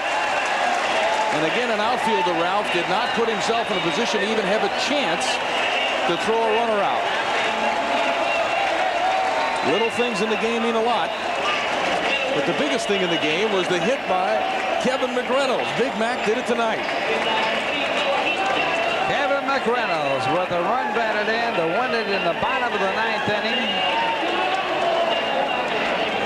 The 6th time this year the Mets have won a ball game in their last at bat from the 9th inning on, and McReynolds did it. Here's the pitch from Anderson. Slider. He goes back through the middle. Anderson doesn't handle it. Now you see how that ball keeps rolling. Now this play at the plate is not extremely close, but if he had an aggressive outfielder, what could have happened? Here's Jeffries, gets a good jump, knows he's going. He takes a peek to see where it is. Now watch Chi-Chi. It's Buddy Harrelson, who knows they won. He's got an 8-game